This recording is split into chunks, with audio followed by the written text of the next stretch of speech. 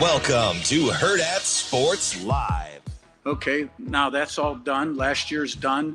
You know, all the Coach Signetti pictures in the building on game day, get them off the walls, you know, all that stuff. Everything's earned, not given now. Okay? Nothing good in life comes easy. What's cheap won't last. What lasts isn't cheap. All right? You got to pay the price every single day and do it consistently. And when you're good, then you got to have that burning desire to be great. All right? Because 98% of this game is between your ears. Super excited about this. Our football team is one that has gained a lot of headlines just by the way we finished a year ago with 10 wins. Have a number of players, whether it's 16, 17, 18, however you want to cut it, of our 22 starters coming back. You know, we came back to Rutgers, and this will be our 6th season back. You know, we were dead last and could hardly see it from there. So it was a tough start, but we've kind of step by step climbed our way to the middle of the league. The 3 guys that we have here are tremendous young men. I told somebody before we were checking into the hotel, and as we were checking in, the woman behind the desk said, "Is there someone 21 that could check these 3 guys in?" I said, "Yeah, I'll do it." And if I say one thing, I'll say this: we like our football team. We like our football team a lot. We believe in the guys. It's those 4 guys I mentioned. It's all the guys back in Lincoln. We believe that we can play with anybody, and we've had our highs and lows, our ups and downs. Been through a lot in 2 years together, and we're going to go make a run at this thing this year. So I'm grateful to coach them. It's been probably the most fun I've had in a long time, and excited to talk about them. So with that, I'll answer any questions that you guys have. Good morning. Welcome into Hurrdat Sports Live, presented by Centris Federal Credit Union. That's Austin Jacobsen. I'm Ravi Lulla here at Hurrdat Sports Bar and Grill. What's up, Austin? Oh, just catching up. It feels like I'm already playing behind today, which I don't like. That's not a great start. No, I don't like starting that way. It's not a great start. After that, you know, you recoup, you recover, and then we thrive. That's kind of the motto. And it's Wednesday, so it feels like you're like halfway through the week too. We are halfway through. Yeah, we're almost there. Do you feel like your week is halfway done when the show ends Wednesday, or when does your official halfway mark actually hit? Yeah, probably when the show's done Wednesday, because you know I've got the rest of the job to do after the show. But I think probably after the show on Wednesday, we're like smack dab in the middle of hump day. You're not feeling like 8:30 on Wednesday? Like, halfway, we're done. No. Maybe when the show starts on Thursday, even like maybe it's a little longer. I could see that. You know, you gotta get through the week, but it's we're about to start having a lot more content, which I enjoy. Yes, we've indeed. got Big Ten Media Days. Holy cow, did we get some content yesterday? They got well over a couple hours worth of content between Coach Rhule and then the players that were there. I think it was a lot of interesting things were said. I'm sure we'll get to a lot of that. But also, I feel like we're rounding the corner. Mm-hmm. Once we're at Big Ten Media Days, Nebraska's gone. It feels like we're staring down the barrel of football season. So I'm excited about that. And I don't know. It feels like it's about time. It feels like it's getting close. And it's so exciting. It's so crazy to say that we're actually at July 23rd. I know. I mean, the summer's just flown by. I felt like it was just 2 weeks ago that we were doing College World Series. We were talking to all those folks and out in the baseball village and how quickly it turns, right? I know. We'll be doing Pinnacle Bank Championship before you know it. That's the pinnaclebankchampionship.com if you want to get tickets. But if great plug. No, it does feel like summer's flown by, and obviously as a big fan of summer, I'm a little bit sad about that, but it means football's right around the corner. Right. And we're right there. Like you said, we got great commentary from so many different coaches, but not to toot the own horn of the people of this state, but I felt like one Matt Rhule might have dominated the Big Ten press conferences. Yeah. Absolutely. Not that you can chalk up wins and losses in media days. It's a W. Go Big Red. But it feels like it was a pretty successful outing for one young Matt Rhule. Yeah, I thought he did well. There's one particular answer I wasn't in love with, which I'm sure we'll get to, but no, I thought for it made me feel better about how I feel about the team. Right. Like to hear him talk the way he did, like he obviously really likes his football team. Mm-hmm. I think he mentioned a couple times double-digit wins. I don't know if you caught that. He saw your video Monday. That's what happened. I don't know if you saw that. He was scrolling on the plane Wi-Fi. But he goes, hey, when we get to double-digit wins this year, and I was like, okay, I hear you.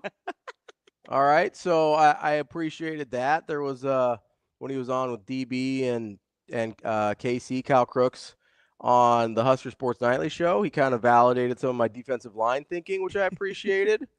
So I felt good that I'm not just out here on some island all by myself thinking some of the things that I think about this football team. Right. It seems like there's at least a pulse internally that is lining up with the way I feel about this team. I think both sides of Coach Rhule said this yesterday. I think both sides of the line are going to be good.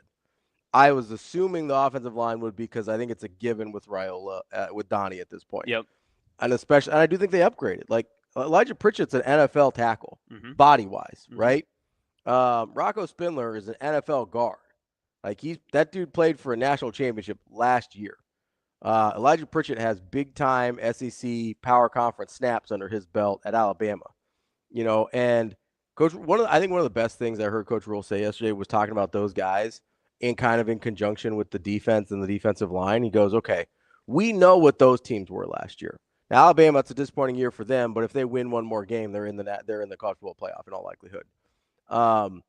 Obviously, Notre Dame, that's a great year. They play for a national championship.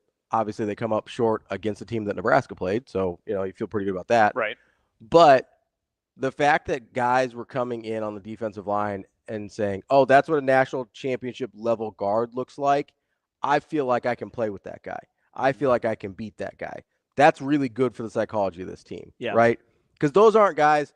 Some of the guys Nebraska got from Georgia, kind of in that first batch of transfers in year one, weren't really playing, right? So it's hard to, like MJ Sherman, he was a big special teams contributor, stuff like that. Really good football player for Nebraska. But you couldn't really look at MJ Sherman and be like, oh, that guy's starting, like a huge contributor, a real cog of that defense at Georgia. No, you looked at me and go he's coming to Nebraska because he's having a hard time cracking the starting lineup on defense. Understandable. All of those guys are in the NFL now, right? Yeah. But with Elijah Pritchett and Rocco Spindler, those guys played. Elijah Pritchett started every game for Alabama. Rocco Spindler was the starting guard for a national championship runner-up. These guys can play at a national championship level. And if you're Nebraska and your guys and your defensive line sit there and go, oh, well, I'm beating this guy. Right. Well, and in my humble opinion, I think they're better coached now than, maybe not at Notre Dame, but I think they're better coached now than just about anywhere else they'd be in the country, because that's how I feel about Donovan Raiola as a offensive line coach. And I can sit here and go, okay, now Riley Van Poppel is going up against Rocco Spindler, and he goes, oh, I can play with a national championship level guard. And Keona Davis and Williams and Winari are going up against Elijah Pritchett, and they go, oh, I can play against a NFL national championship SEC quality tackle. Then that changes the dynamic of how you feel about yourself on a defense. And I think I think a lot of that, Coach Rhule talked a lot about, hey, I know I'm good now. Yeah. Right? Instead of just being, I hope I'm good. I think I'm good. We still got to see. It seems like the mentality has shifted in that room, especially on the defense. They're like, oh, no, I know I'm good at football. Yeah. I know I can do this. I'm doing it against NFL and national championship quality people.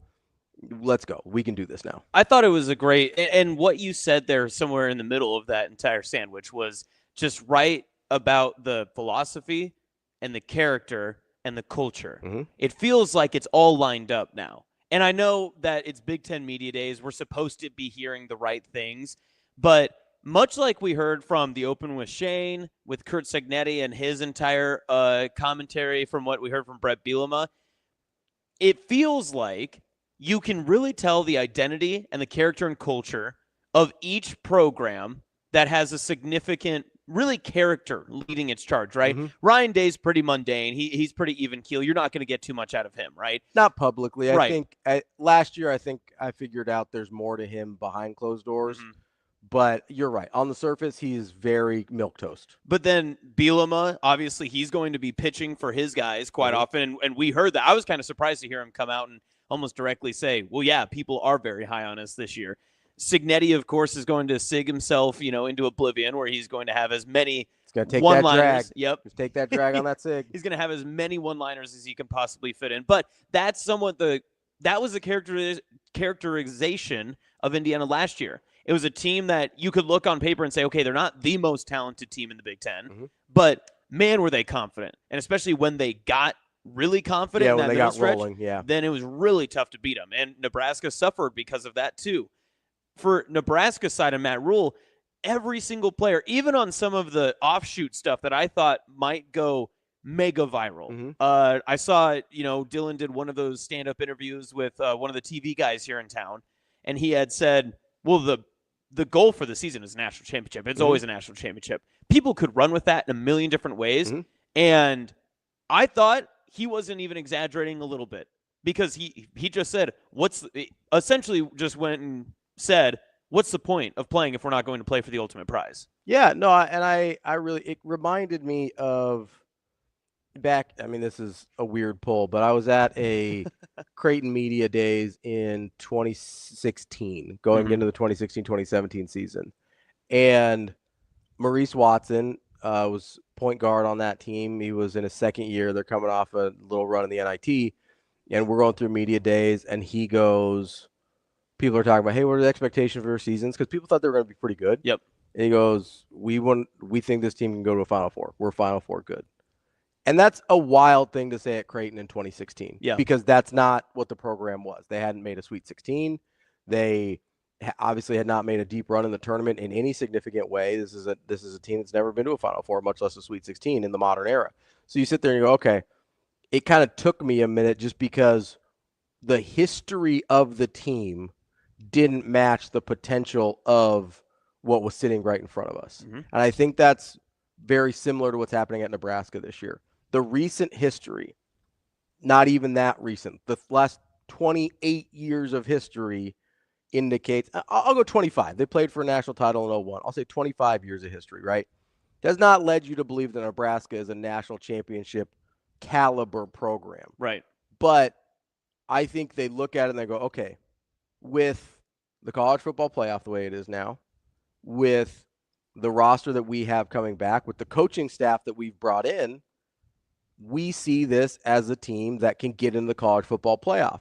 And once that happens, all bets are off, right? You got to get into the tournament. Just make the dance, and then all bets are off. I'm not saying I necessarily think this team's going to win national championship, but I think there's a very similar mindset of, we know how good we are. We don't care what the outside perception is, and we don't care what the recent history of the program is. And I think that's a really good sign, because I think for a long time, especially with the bowl drought and everything like that, it was very clear that people cared what the recent history, even inside the locker room, what the recent history of Nebraska was. And it was they hadn't made a bowl game, and they hadn't won a bowl game in almost a decade, and all these other things, right? So I think to be able to unhook that weight from you and say, doesn't matter what recent history is, I know what this football team is, I think that's a really important step mentally for them to have taken. And we had talked a little bit about it yesterday, about kind of getting some of the scar tissue out of the program and that sort of stuff too. You know what? It was like a very micro thing that I picked up from Rhule yesterday in all of his commentary, whether it was the Sports Nightly interview, whether it was his side press conference, or if it was his main one that was on the big stage at Big Ten Media Days. That dude doesn't miss anything. I don't know if he has people on staff or if he himself is spending the time, but he listens and finds every single detail that Husker fans are asking questions about, and he just rips and roars and just spits it out himself. He just talks about it offhanded, because it was the comment, and it was a little thing, like he got asked in his main press conference about the Jack Hoffman stuff, and hey, is there going to be maybe some sort of, event, or is there something we can expect during the season where you like honor his memory? And I love the fact that he went, that's not mine to share. I'm going to let our guys handle that when they're ready to do that.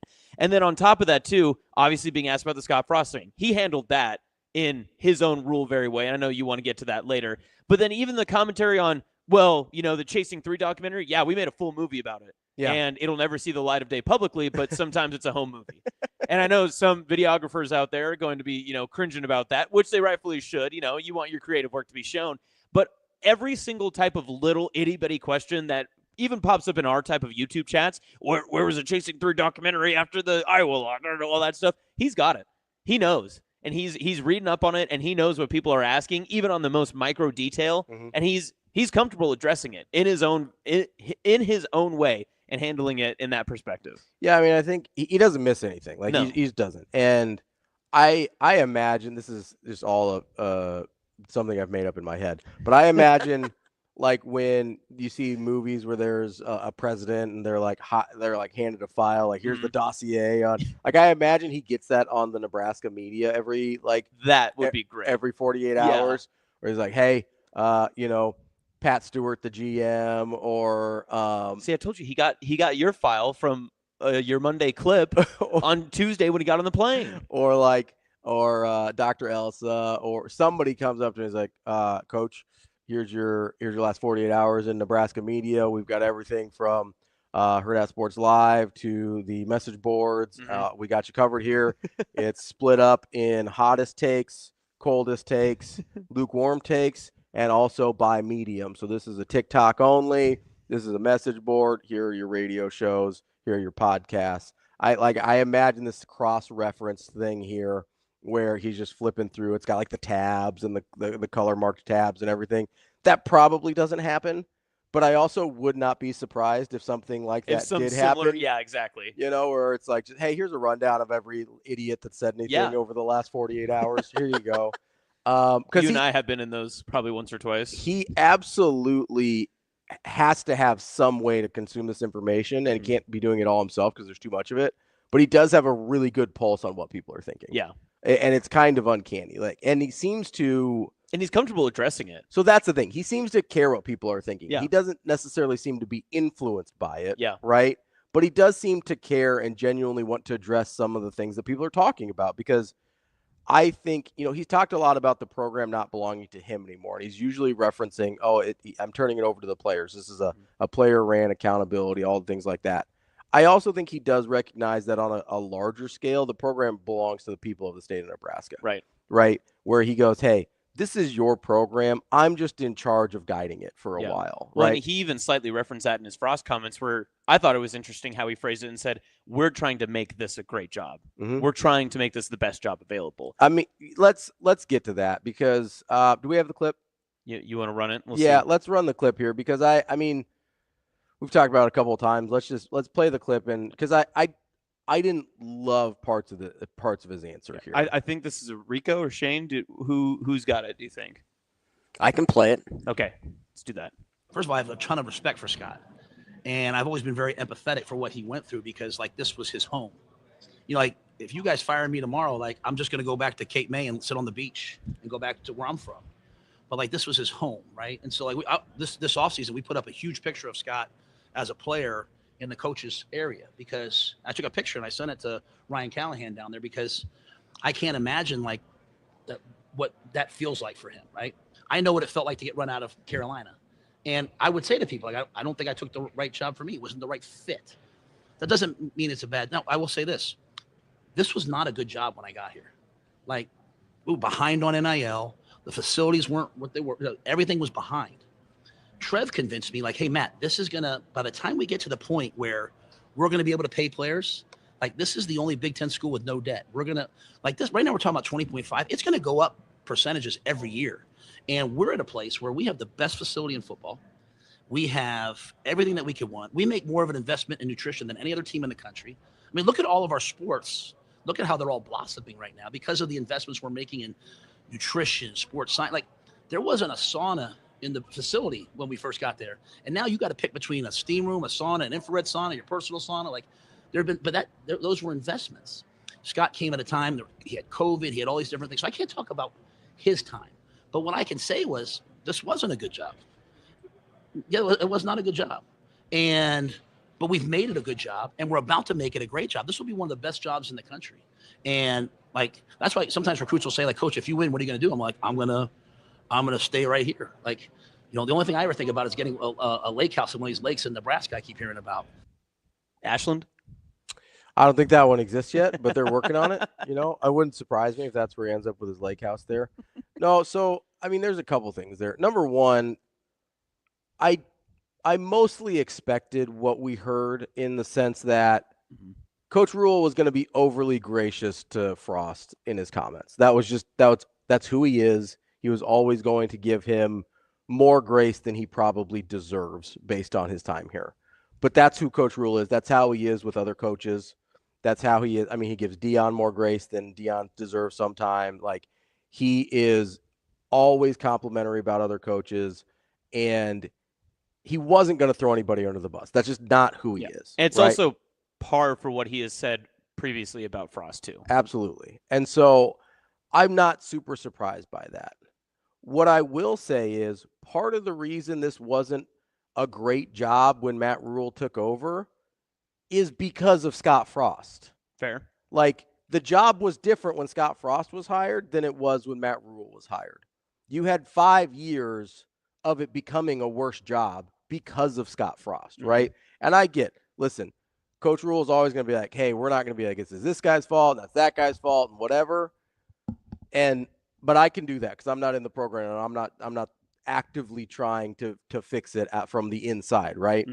Obviously, we all want it to be fixed, but we're not in the same positions that he is.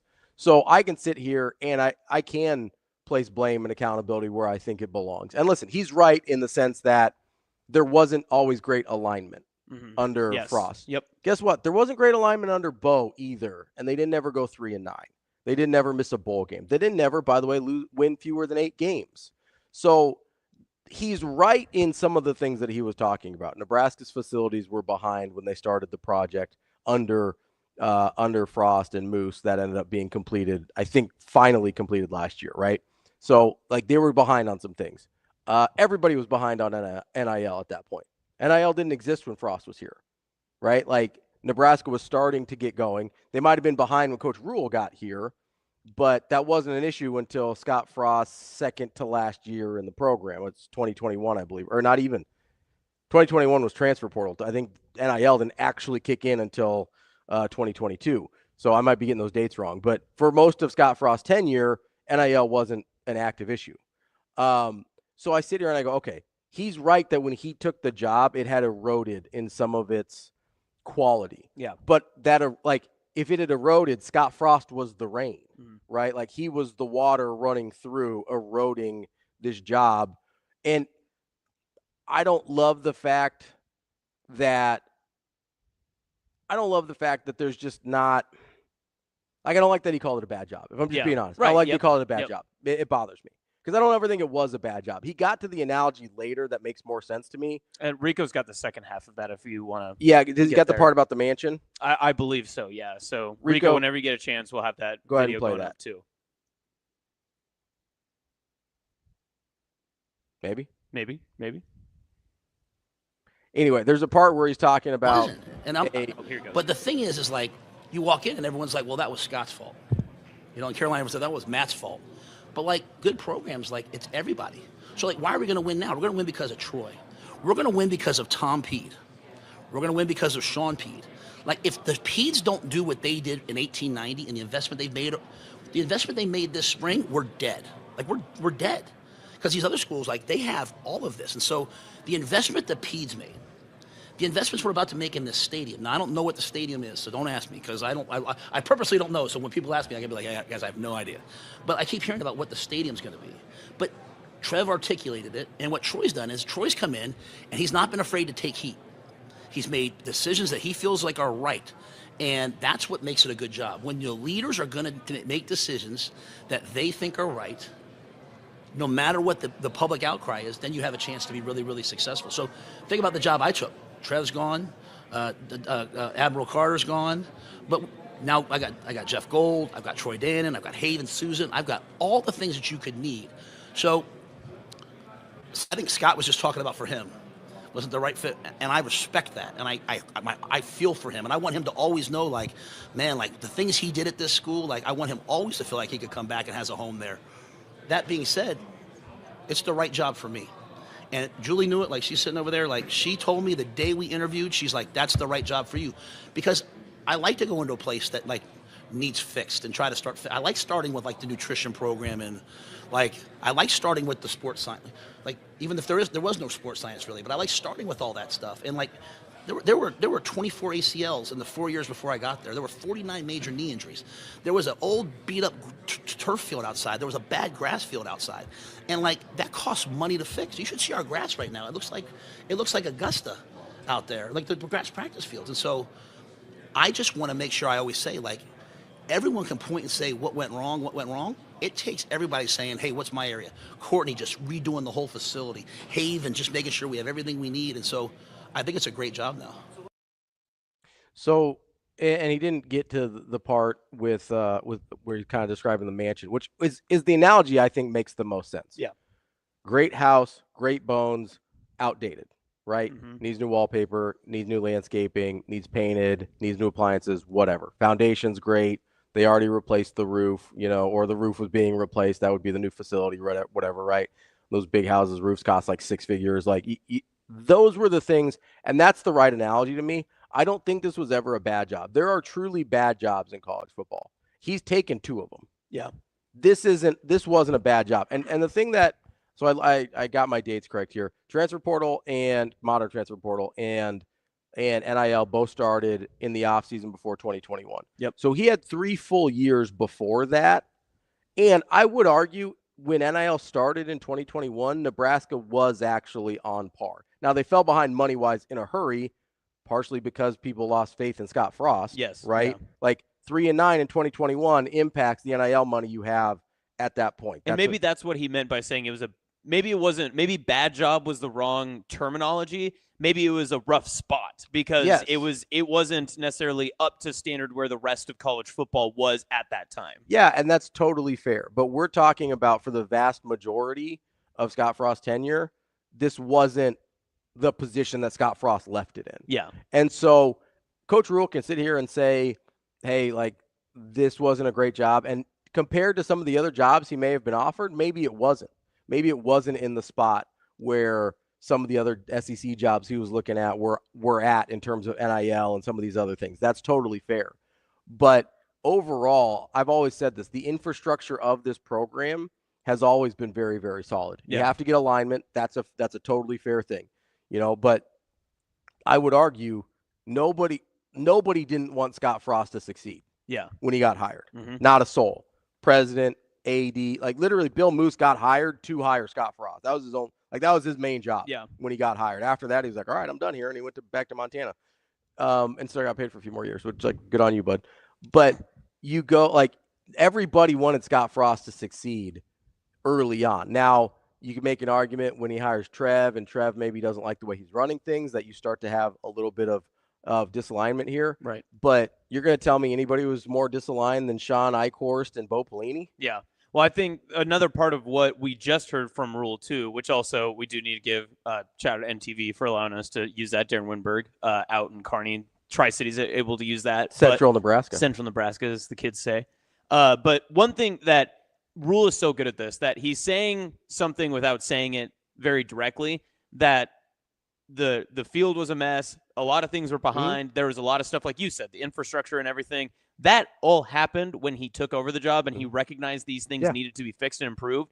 It takes someone to actually speak up and say, hey, your fields are behind. Your facilities are not up to standard with wherever your conference level is or wherever you deem this program to be. Mm-hmm. It takes someone who can recognize that and also call it out. So without even saying, hey, the past coach's regime, that was kind of a little bit of an issue. He did kind of somewhat come out and say, yeah, they weren't up to standard because people weren't keeping up to the standard. So that's the thing. Like if Scott Frost had the overall vision to say, hey, these are the things we need to be successful, then you think anybody would have said no to that man when he got hired? Yeah. Like he was like, hey, we need new practice fields. This is a mess. Yes. Done. Mm-hmm. Right.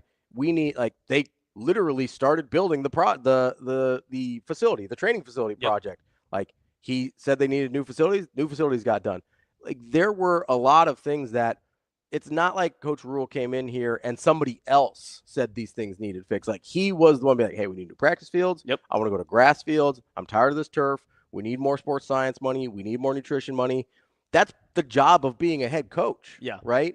And I understand he was going to take the Scott Frost comments in the most gracious way possible because that's who he is and that's who he was going to represent publicly. And as Tim said in chat too, no upside to absolutely. Yeah. I didn't expect him to say anything negative about. I didn't expect him to say anything negative about Scott Frost because you get some positive local headlines from saying nice things about Scott Frost. you get all national headlines for saying something negative about Scott Frost. Absolutely. And which is why Scott Frost keeps saying negative things about Nebraska, because it gets him back in the headlines. Yeah. Like I didn't expect him to say anything negative about Scott Frost. I thought he overstated the condition the program was in without properly identifying why it was in that position. Right? Like you can say, hey, the program was in a rough spot. That's accurate. It was in a rough spot because of the previous head coach. Right? Like Mike Riley handed off a better program, at least infrastructure-wise, to Scott Frost than Scott Frost did to Matt Rhule. Right? There was an erosion there. And that's the only part that bothered me. Like I don't like sitting here and hearing somebody say it's a bad job, because I don't think it's ever been a bad job. Yeah. I don't think it's ever been a bad job. I think it's been a job where certain things needed updated and fell behind, things like that. But the core of what this program has always had the potential to be nationally relevant again. Yeah. Always. And that's not something you can say about a lot of jobs. Like, you can go down to Mississippi State, and I don't think they've got the core of what it takes to be nationally relevant. You can go down to Vandy, and I don't think they've got the core of what it takes to be nationally relevant. They have Diego Pavia. Sure.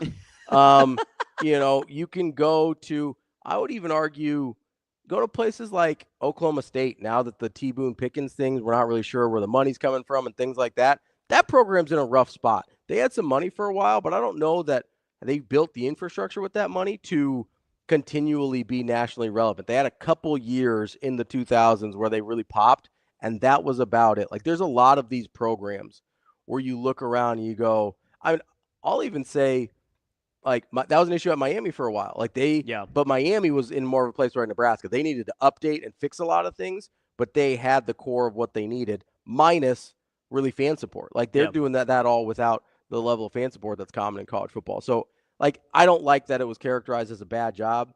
I wonder if he had it to do over again, if he would use a different term. I'm not gonna kill him over that. Yeah. But it didn't sit great with me. I think his explanation made more sense, but I don't like people sitting here and saying it's a bad job.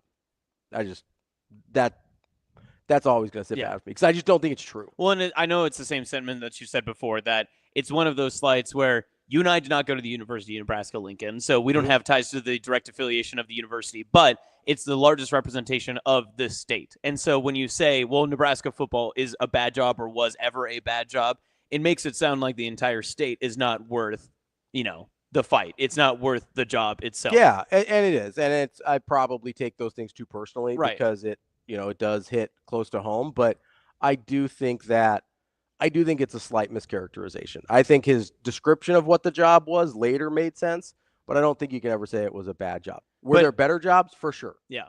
But hey, one sentence out of an entire Big Ten media days. I mean, listen, the rest of it is fantastic. But I hear your argument where you're saying that doesn't sit well. But everything else that we heard about the team this upcoming year and everything else, positive to the moon. The thing that bothers me about it is I just know that's the clip that's going to go viral. Yeah. Is that like, oh, well, it's not a good job, or it wasn't a good job, right? Like, that's the clip that's going to get, if anything gets picked up nationally, it's not going to be like, hey, this is a mansion and I don't have to fix the foundation or anything like that. I just need to throw some paint on there and update everything. Like, that's not the part of the quote that's going to go viral. The part of the quote that's going to go viral is, yeah, he was right. It's not a good job, right? When Scott Frost took over a different job than Matt Rhule did. Like, those are very different things. So, I mean, when Scott Frost took over, it was literally 1 year removed from being 7-0 and a top 10 team in the country. 1 year removed from that. Yep. Right? Like, so when people are like, hey, this is a program that hadn't been to a bowl in 7 years. Yeah, like, that happened when Matt Rhule took over. But we were talking about the comments of when Scott Frost took over. Wasn't a bad job when Scott Frost took over, right? Like, absolutely was not. There was a much better place. And Scott Frost left the cupboard bare in more ways than one. And so, yeah, like, I can see where he's coming from when he's talking about that. But I'm talking about the perspective of where it was in 2017 when Frost takes over. And that just simply was not the case. Yeah. It absolutely was not. That being said, I hope that's not the clip that goes viral, because there was a lot of other great stuff that was said. Yeah. We can get to more of that, and we've got a bunch more audio clips and things like that. I think we might have some extra video as well. I'm not sure if that got chopped up because I sent it to you super late at night, so that's my bad. That's totally on me. You were sending messages out at like 10:45, and I was like, oh boy. I woke up this morning and I was like, we'll see. I don't know, bud. Totally fair. That's on me. Were you busy? I went out to dinner. Nice. It's On a fine. Tuesday? On a Tuesday. Yeah, I go out to dinner just when I'm hungry. Okay. I gotta Make me eat. feel bad about myself. Sorry, my bad. You were out last night too. You don't know that? I do. You sent a picture. That's could have been an old photo. Could have been. No, I said I was trying to get the pulse of the nation. I was trying to see what was going on. Yeah, out amongst the people. I was, yes, and I was asking random questions, and I was just saying, "Hey, what did you guys think?" And the most of the response was, "Now, who said this?" So CWS Austin is just who you are all the time out at bars. Yes. You just don't have a mic or a camera. Yeah. You're just going around being like, "So how hot is it out here?" Yeah, pretty today?" much. Yeah. Well, so to be completely clear, Dr. Girlfriend's on overnights this week. So when I have like the bachelor pad open and I don't know what to do with myself, I go out into the city and I venture amongst the people to see There what I you can go. see what I can do, see what I can find, drum up some interest. See what you can conjure up out there. Did you have fun? I did. It was a good time. That's good. I did. I'd met a couple of like friends down there. We Yeah. had kind of like pre-organized it, Mhm. and then they started to like depart, and a couple of other people that had like overheard us talking about some stuff had like come over and talked to me for like a minute or two. That was kind of nice to be able to just like interact with like new people, and they were very interested in Hanging out with randos. I guess. And then they were also talking about like Big Ten Media Days stuff, Yeah. and they were. The two guys that I talked to when I was like trying to leave, I was doing a classic like walk closer to the door as I'm trying to like get out of there. But they were biting my ear off about Cignetti. They couldn't get enough of what like Cignetti had to say, and I was like, "Sure, man. I don't like if that's your forte." Like I wasn't completely tuned in on what Sig had to say, but to each their own, I suppose. Best season in Indiana history. And it's history. It is. David brings up a good point. Let's not gloss over the fact that he said it's a good job now and it's going to be a great job soon. Yeah. So that's a good point as well. Like they have done the necessary things to bring Nebraska up to speed, whether it's the facility, the NIL, all of that. They've done a great job of bringing that up to speed. So I appreciate you bringing that up, David. Let's take a quick break here. We'll come back with more stuff from Big Ten Media Days and Dylan saying, let's win a national title. Let's just do it. Why not? Hey, why not us? Yeah. 10-2 gets you in, right? That's awesome. I'm Ravi. We'll be back. More Hurrdat Sports Live.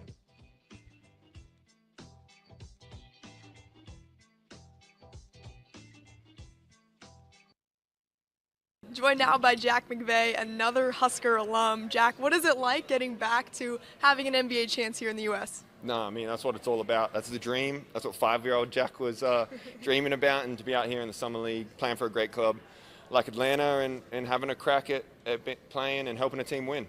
How did you initially come back to America from Australia to get back into this NBA realm? Initially, I just got good. It's a simple way to put it. Like, it was a long journey. There was so much to work on, and I kind of just never gave up and kept chipping away, hammering the rock, and it eventually broke. And I've been lucky enough now to spend last year over here and hoping for another year. Yeah, so what kept you motivated? What kept you going? I mean, I just love the game. Like basketball, I'm grateful every day that I get to play hoops. And then just improving is fun. Like trying to have a goal, have a challenge, like trying to overcome the obstacles that come in the way. Like that's what gets me going. That's what I love to do.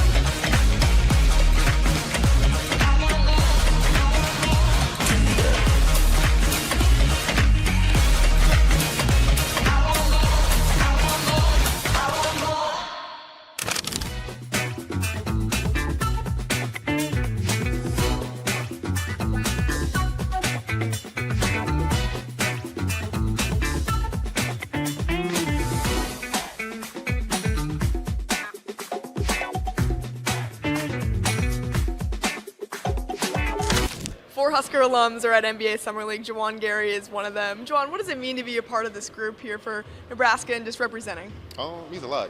Just the opportunity to just be in the Summer League. It's a blessing, just to get that call from the Clippers to come up here and join this group of guys just to learn the experience of how the NBA works. I've been in school for 6 years, though. Just being out here, seeing the vets. I think we can be a great team. In the league for a long period of time, just go out there and play hard. But at the end of the day, this is a blessing just to be up here for sure.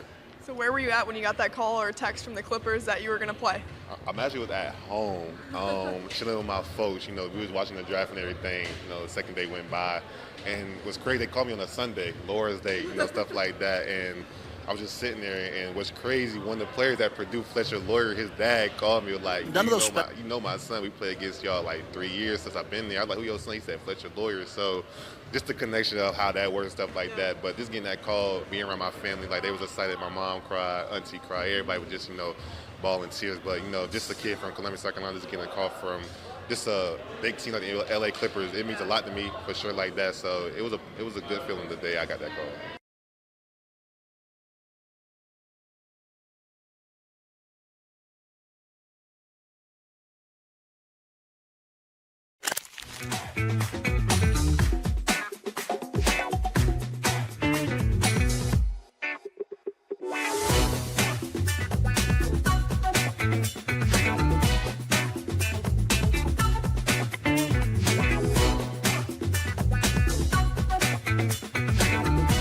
At Sjuts Federal Credit Union, we understand that the journey of building your own business typically starts with modest beginnings.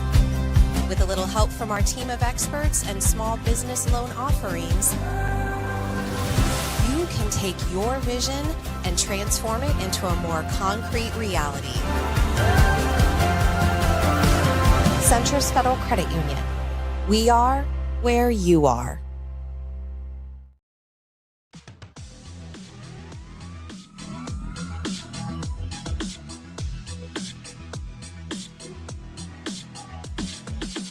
You're listening to Hurrdat Sports Live. I've taken a lot of jobs, and when you walk into a job that hasn't been winning, everyone tells you what's wrong, and they usually say, well, it's this guy, it's that guy, it's the last coach, it's this, it's that. Good organizations win because everyone owns the product. Like very rarely on a bad team, when you take over a bad team, do you hear people say, you know what, I got to do better. And the reason why I believe that we're about to make the jump that we're going to make is because each and every day, whether it's our administration, whether it's the people around us, no one's saying it's this person's fault, it's that person's fault. Everyone's owning the product. And so, yes, we have to win more. That's the deal. But we came into a program that, we knew was going to take a little bit of time to fix. And so I think we're close to fixed. In terms of something I would have told myself when I was younger, there's a lot of things, but I think the most important thing is don't underestimate the impact you can have on young people's lives. I'm at a point now where guys that I've coached are getting married, they're getting jobs, they're going through good things and bad things, and every once in a while you have someone say, you know what, something that I was taught from Coach Rhule or one of his assistants is helping me in my life, and that might not be popular on sports talk radio, but it is how life works. Welcome back. Hurrdat Sports Live, presented by Sjuts Federal Credit Union, reminding you if you're driving this morning, make sure you keep those eyes focused and straight ahead. You've got one job as a driver, that's to drive. Don't get distracted. This message from the NDOT Highway Safety Office. There is a part of me that wonders if he was sort of trying to incept us by telling us how do the spinning top. Yeah, to tell us as I'm listening to that answer, and thinking back at some of his other answers as our chat is kind of going back and forth on how they felt that or how they took what he meant. The chat's on attack today. I do wonder if part of him just reiterating how bad the job was when he took it over, or how bad of a condition the program was in, was just him reminding us, obviously we all know who the coach was before he got here. So how do we think the job got to that position where Coach Rhule can say things like, yeah, they were behind on everything. And they had about 50 knee injuries when I got here. And there's only so many times you can say it before, maybe he's he can be a little snarky sometimes. I Yeah. just wonder if there's a part of him that was like, yeah, I'm just going to talk about how bad of a condition everything was left in when I got here. Well, and he even referenced it too about when because someone had brought up Dylan. And, how do you convince a guy like Dylan to come to your program instead of, going on to somewhere else? And I thought he had a great answer with that. And he even made a slight reference in how maybe he and Dylan are actually just kindred spirits in the same way, where he had said, you could go to an Ohio State, you could go to a Georgia, and you could be playing for a national championship, and it would be easy to do that. And they're going to ask you to make one or two throws in a big game, and you can win those games. But it's harder to do it here at Nebraska, and it would be more impactful if you brought Nebraska back. And I almost wonder if he was speaking out of his own term, too. Yeah. The way that he spoke about how he recruited Dylan, because he said it's going to be hard, and you have to accept the challenge. And he was talking about what he's seen different from Dylan in year 1 to year 2. But it almost felt at times that he was talking about himself that, yeah, it was really bad here. It was going to be a struggle. It was going to be tough in year 1. Year 2 was going to be harder. That's why it just sounds like the confidence level of year 3 is shooting through the roof more and more, because he knew how bad it was and how far they had to come from year 1 and where they are now, not only in terms of the players, but also maybe himself as a coach. Yeah, I do. The other part that I thought was interesting about him talking about how he recruited Dylan was talking about Dylan's future as an NFL quarterback, right? Yep. He goes, okay, basically it was like, hey, if you are who everyone thinks you are, right? Top pick in the draft or one of the top picks in the draft, you're going to go to a bad team in a bad city, and it's going to be the first time in your football life that you've had to figure things out. He's like, you probably don't want that to happen at the NFL level. Like, if your goal is to get that first contract and that first guaranteed money and that first paycheck, then that's a fine way to operate. Yep. But if your goal is to have long-term impact and money and legacy as an NFL quarterback, then you better figure out how to build a team before you get to the NFL level and are asked how to do it. Because, I mean, he is right. You look at a lot of these guys that struggle, and it is the first time they've really struggled as a quarterback or really had to go into a place where they didn't have all the best talent around them or went into a place where they weren't clearly the best player in the league or the conference or whatever, right? And so you look at some of the guys like, I mean, both Trevor Lawrence is a great example. Yeah. He's only had success until he got to Jacksonville. I mean, how many times did you – and listen, you want guys that win, right? Yes. Like, that's part of it too.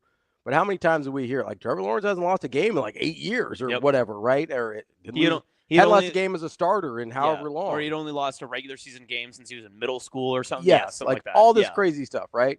And then he goes to Jacksonville, a bad team in a bad city that doesn't have all the talent around him, and he struggled. I don't question Trevor Lawrence's talent ever, famously, but and I still don't. Yeah. I do question whether he was prepared to turn around a program that that he had never experienced anything like that before. Yeah. Like, that is a genuinely difficult position and a really interesting recruiting pitch to a guy like Dylan. Obviously, there were other ties here that made that pitch even worth hearing to him. But you bring up a good point. I do wonder if they're kindred spirits in the sense that, hey, it's more fulfilling to build something than it is to just be the next guy in line. Yeah. Right? And we always assumed the recruitment of Dylan was partly because of mostly legacy and last name, right? That it was, imagine what you could be if you bring Nebraska back successfully. And it was always it was almost like a Roman Coliseum type pitch from like Husker fans. And even in my own belief, that was, think of the statues and where your name will be placed and how you will become a legend in Lincoln comparative to anywhere else that you could play college football across the nation. But instead, Rhule sets this entire different precedent and standard of something I'd never even considered, that, no, Dylan chose this because it was going to be hard and it was going to be difficult. And Rhule even answered my own question about why would you send Dylan out to Big Ten Media Days to address all that stuff. And he said, this is because I trust Dylan, and I know that he's going to be successful because I've seen it from him in practice. I've seen it from him and how he's a different leader now and how he's no longer asking people like, hey, let's get up. Like, we got to get going. We're going to get moving. It's no, you're either riding with me or you're not. And just the different in what everything we have heard from Rhule about Dylan from his freshman year, from his recruitment to where he is now, it feels like we're talking about a quarterback that's not 19 or 20 years old. It's a guy that's in his third or fourth year in the league, and he's not just figured it out, but he is leading others to get them on the right track with him. Yeah, I mean, you think about, and Rhule said this at the end of his opening larger segment with the entire media, and he goes, talking about the pain of losing at Iowa and things like that. And he goes, sometimes it's the pain you need. Yep. Right? Sometimes the pain is necessary to get where you want to go, whether you're training for an Ironman. Were there times where that sucked? Yes. Every day. Were there times where that was genuinely painful? Yeah. Mostly coming to work and people making fun of my lunchbox, but yes. Yeah. I mean, physically, physically, yes. Outside of the lunchbox taunts. Yes. I was an amateur power lifter. Mm-hmm. There were times where that was very painful. But there's right? there's no success without pain, right? So that's the point. Yeah. Right. The point is whether you're Dylan taking over a great program like Ohio State or Georgia, at some point the pain will come. Yep. Right. At some point, I would argue you're better off as not just an athlete, but as a human being if you experience some of that pain earlier, so it's not foreign to you by the time by the time something real hits you, right? Because I mean, there's people we all know people, right? They've had a pretty fortunate existence, and that's not to say nothing bad's ever happened to them. But the first time something really bad hits them is later in life, and they don't know what to do with it. Yep. Right. That's not going to be the case for Dylan. That's obviously not the case for Coach Rhule, where he has had to go through the suck in order to come out the other side multiple times, right? He had to go through Temple and Baylor, and then now he went through Carolina before he got to Nebraska. Yep. Dylan is going to be better off going through the pain now than his first 3 years in the NFL. Yeah. Then when he finally gets drafted and they go, okay, all of a sudden you're sitting here and you go, I don't know how to do this. Mm-hmm. You hit a 6-game losing streak your first year in the NFL and you go, what do we do now? Right? He's been through that. Had a 4 or 5 game losing streak last year, and they figured it out because they still needed to make a bowl game, and so they came through. And they were able to do that. That to me is really crucial here, and to find guys that message resonates with is actually really crucial, right? Yep. We talked last week about certain guys getting offers or not getting offers or whatever, right? I think there's certain guys that embrace the pain coming early so that they can get through it and get better. That's one of the things that, I know Damon's not even here. We'll talk to him later, but that's one of the things I love about Caleb. Yeah. Caleb seems like one of those guys, and I know him a little bit. We're not tight or anything. Well, but DB's referenced it himself, too. DB's referenced it. Obviously, I've talked to him myself. I really like Caleb as just a human being, but that's a kid that is willing to embrace the crap, right? Because he knows when he gets out on the other side of it, damn near unstoppable, right? Yeah, I don't think Caleb, again, I don't know him as well as even you do, but I don't think Caleb chose to go to Nebraska because he was like, I'm going to be a first-year starter. I'm going to go out and play for 4 straight years, and then I'm off to the league after that. I think he knew the struggle he was going to get into. I mean, this can be for anybody. I mean, this can be for Riley Van Poppel. This can be for Keona Davis. This can be for Vincent Shavers. This can be for Willis McGahee. This can be for Donovan Jones. This can be for Caleb Benning. You don't think they were sitting there last year as Nebraska's going through their struggles mid-season, and they're thinking I can play now. Yeah. Right. I can win now. I can help us win now. But they all went through the crap, in their instance, not getting the opportunities they wanted for whatever reason. Yep. Maybe the coaching staff didn't think they were ready. Maybe they weren't practicing consistently at a level. We know RVP felt that. Right. Yeah. Maybe they weren't practicing consistently at a level where the coaches felt like they had earned that trust or earned that opportunity. Right. You hear it all the time. We heard it last year. It's like, hey, you got to stop the run to earn the right to rush the passer, right? Yep. Doesn't mean he's not good enough to rush the passer right now. It means he hasn't earned the right to get to do that. Mm-hmm. And so I think when you look at the guys Nebraska recruits, how many did I just name? 9? Yeah. Just on defense, and all guys that are, in their second year in the program, basically. Yep. I think when Nebraska goes out and looks for guys, when you're talking about that mentality, when you're talking about what Coach Rhule is looking for and why some guys get an offer and why some guys don't and whatever else. I think if you could identify which guys embrace going through the pain and understanding that they'll be better for it, I bet you'll see those are the guys that have offers. I bet you'll see those are the guys that Nebraska goes hard after.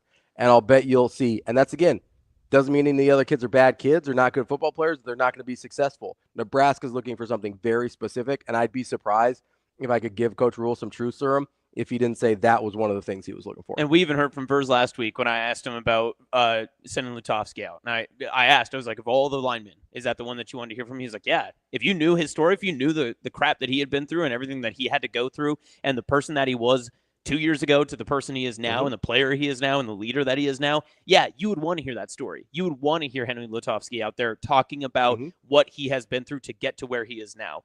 That's the type of character building that Nebraska football has had to go through for 2 years.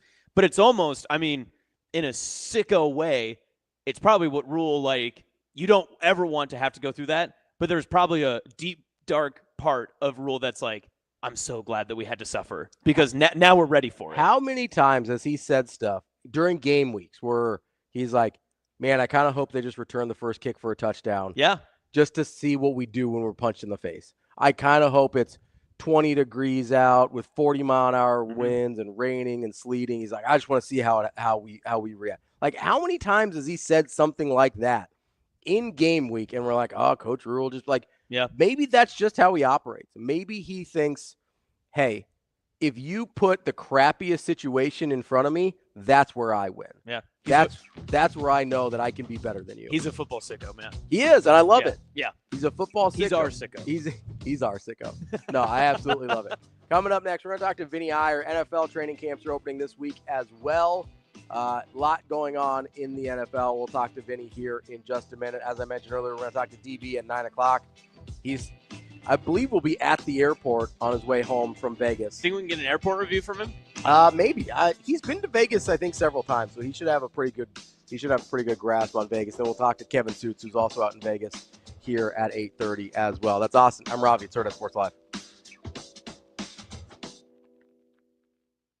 Avery Howard here at Dylan Raiola in Las Vegas for Big Ten Media Days. Dylan, your day is really just getting started, but what are the first impressions of Media Day so far?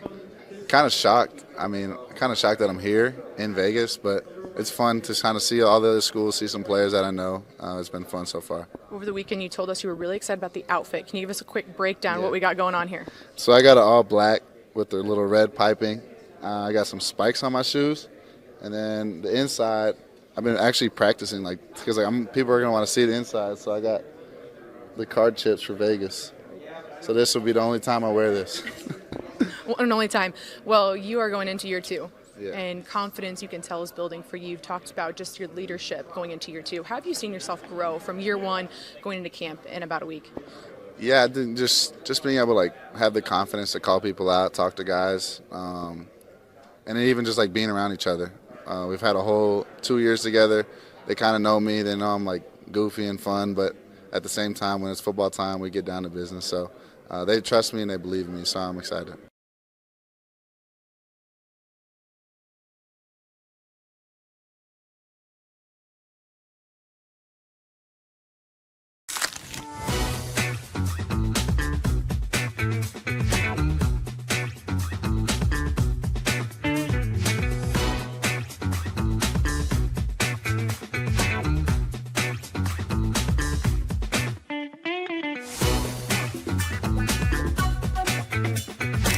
Avery Howard here with Deshaun Singleton in Las Vegas for Big Ten Media Days. Deshaun, how's the day been so far? I know you said it's moving fast, but how would you say the day is going so far? It's going great. It's just nonstop. I know we in Vegas, the lights and everything. It's like lights, camera, action the whole time around. Yeah.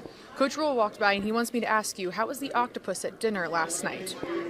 It was smooth. I like it. It was cool. It wasn't nothing crazy. It was Coach's request. We got that one in. Speaking of Coach Rhule, you guys have a pretty special relationship, and it's one of the reasons why you decided to come back. How would you describe your relationship with your head coach and why it was important for you to come back to Nebraska? Man, he wants nothing but the best for me. You know what I'm saying? And dealing with a coach like that, you want to do nothing but fight for him. You know what I'm saying? So I just want to leave a legacy for Nebraska, and knowing I left being a winner. So, yeah. You say legacy. What does that look like for you? For me, knowing that I came out and gave it everything I had, I didn't shortcut nothing. I didn't cut no corners. I gave it my all.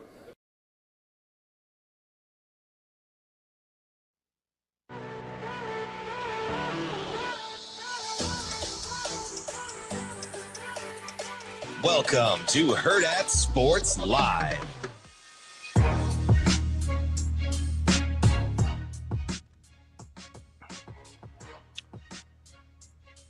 We're back here on Hurrdat Sports Live. That's Austin. I'm Ravi here at Hurrdat Sports Bar and Grill. Don't forget to check out their summer specials with a Chicago dog, the Philly steak pizza, or the Cajun shrimp wrap. Make sure you get in here to Hurrdat Sports Bar and Grill, either in La Vista or Gretna, and check out the summer specials. One of our specials today is talking to our friend Vinnie Iyer from the Sporting News, covering the NFL. Vinnie, how are you this morning? Doing well. Thanks for having me.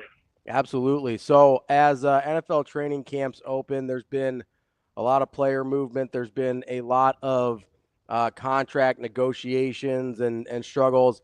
The thing that I have to start with is Jerry Jones, like, do you feel like he's losing his marbles a little bit? Because I sit here and I go, okay, it's one thing to not have the Micah Parsons deal done. That's fine, whatever. They work through it. But to kind of have your quarterback, Dak Prescott, catch a stray in the middle of one of those answers about, it's like, well, we made him the highest quarterback in the league, and we barely got to see him play. Like, as you listen to that, what is going through your mind of how he's trying to run this operation? Yeah, I think he's a guy that's always trying to please his guys, right? I mean, going back to the Emmitt Smith deal where they were trying to defend their championship and he was out, and they had a tough loss, I believe, at home. And then Emmitt held out, and then they paid him, and then everything was good. So ever since that Emmitt Smith issue that they had during their Super Bowl dynasty, they've been always like, we're going to please our guys. We're going to pay them. We're going to always find a way to pay them. And that's been the case, and Jerry Jones has never gone off that. Maybe he still has a memory of that, even though they're not winning Super Bowls right now. I think he just says, I got to get my best players locked up. I got to get them locked up. So, again, I think he's probably tired of the questions, because he probably says, look, I've always shown them big-time money no matter what. And if they're deemed as a central player, you definitely look at that. So, Vinny, if it comes down to which offseason has been more turbulent, the Cowboys, I think, are catching up to the Bengals, but would you still give the lead in the race to Cincinnati? Because it feels like they've just done nothing right so far to keep the bad PR from coming in. Yeah, and it's also the wrong side of the ball. Defensively, where they were terrible last year, they're trying to install a new system with Al Golden. So it's really hard when Trey Hendrickson's not in the mix, Jamar Stewart, two guys that are the same position, the pass rush. So it's just really hard to kind of put all your things together to try to have an improved defense. So unfortunately, it looks like a lot is going to fall on Joe Burrow and the offense. Good news is that they're loaded and they can outscore a lot of teams, but how long is that going to last? I mean, we saw that it wasn't enough to get them in the playoffs last year, and Burrow and Chase had remarkable seasons together. So I don't know. Like, it's tough. Maybe just the scheme will make them a little bit better. Maybe play more complementary football to their offense, but it's tough. I mean, when you don't have two guys that are counting on your first-round pick and your best pass rusher leading the league in sacks, I mean, that's just a hard thing to recover from when you're trying to establish everything else on the defense.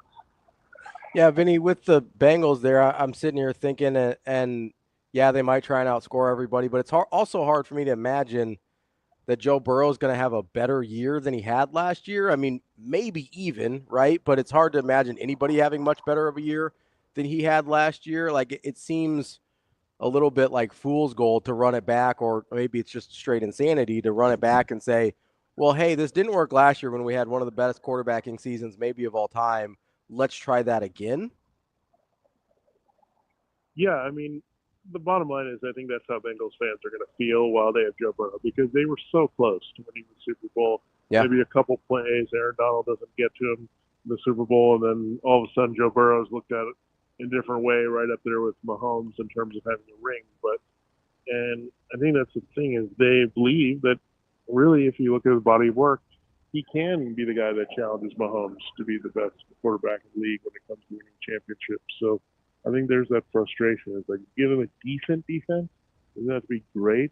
He's going to carry you quite a bit. You give him a top-notch defense, like we've seen Mahomes have in a couple years, it's going to be really hard to stop them. So I think they just want, okay, you got T. Higgins, you got Jamar Chase, you got Joe Burrow, fine. But now you need to get the defense on the other side to just be decent and really take advantage of having these guys. Vinny, the AFC North, as we mentioned with the Bengals, they've got so much news that's happened in this offseason, whether it's been everything with the draft day scenarios with the Browns or the Steelers adding Aaron Rodgers. have the Ravens done anything to kind of move their needle down, or do you still see them head and shoulders above the rest of that division?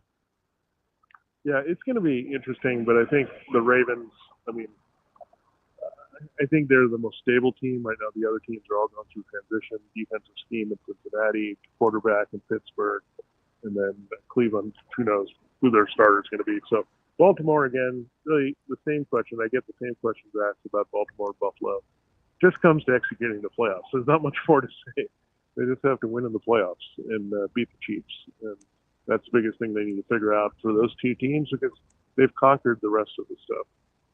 Vinny, I think, and not just because I'm a fan, but I think the 49ers had a really interesting offseason because obviously last year, everything that could go wrong went wrong for them in terms of injuries. And it seems like that happens about every other year for Kyle Shanahan. And that last year was their, hey, everybody's getting injured year. But then they also had, it's not like all those guys are coming back now. They had a ton of turnover.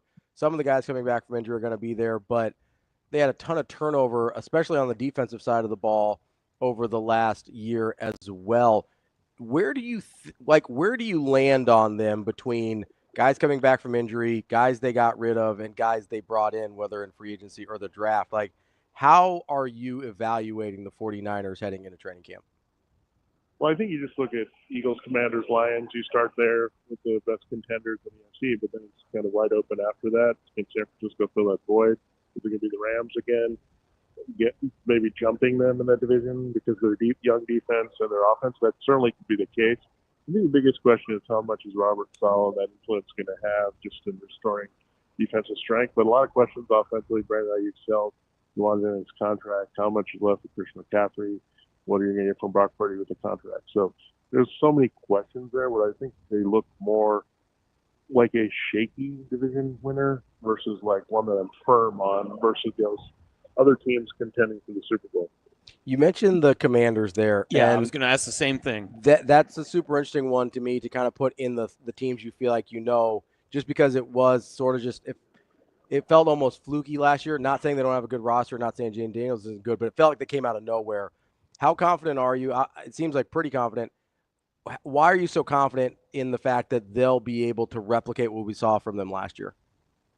Well, a lot of things haven't changed and have really improved. I mean, they've got a lot of defensive strengths here that have developed, and they got Deebo Samuel. That just adds another weapon to a young quarterback that's on the rise. And I think you'll see more of those complementary players step up for this team. And they got an offensive line that's better too. So everything is just better with the Commanders. And they're saying, hey, we got Daniels. We got to take advantage of this. So as we look over to the AFC, obviously Chiefs, Bills, mentioned the Ravens. I would imagine those are your three givens in the AFC.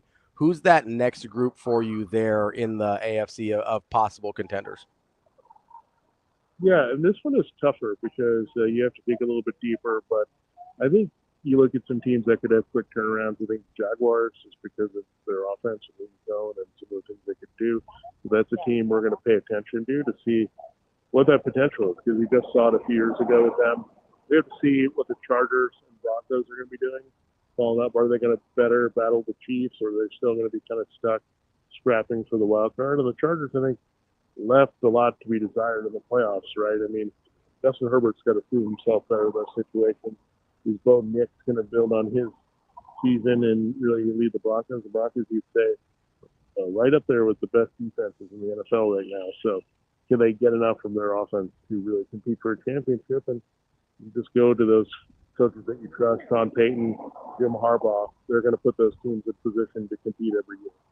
Vinny, we've got kind of a unique setup here at Hurrdat Sports. We've got many different fans of different franchises, especially just the ones that are so far away. So last week we were talking between myself, a Panthers fan, and our resident New York Jets fan as to who may have the better setup for success as a young quarterback, either Bryce Young in Carolina or Justin Fields with the Jets. As you see it entering training camp, do you see one of those two having maybe a better setup that could lead to success and what probably could be a make or break year for both their careers? Well, I think Justin Fields right now might have the better situation only because he's got Garrett Wilson, Breece Hall, and very good offensive coaching staff coming over from Detroit. So I think there's some established stuff there. I think they're still trying to figure out all the weapons, I think, around what you have with Bryce Young. So there's some confidence there. I think Bryce Young might be the better overall quarterback, but Fields is the guy that you're looking at with the better support right now. So as you're looking at, let's stay in the AFC East there for a second. Where are you on new head coach in New England, Drake May, second year? How do you feel about their progression from year to year? Yeah, there's going to be a lot we're going to watch with their defense. I think that's the biggest question. They got to sort out the backfield. They got to find receivers. They're transitioning everything back to what they really wanted to do, probably.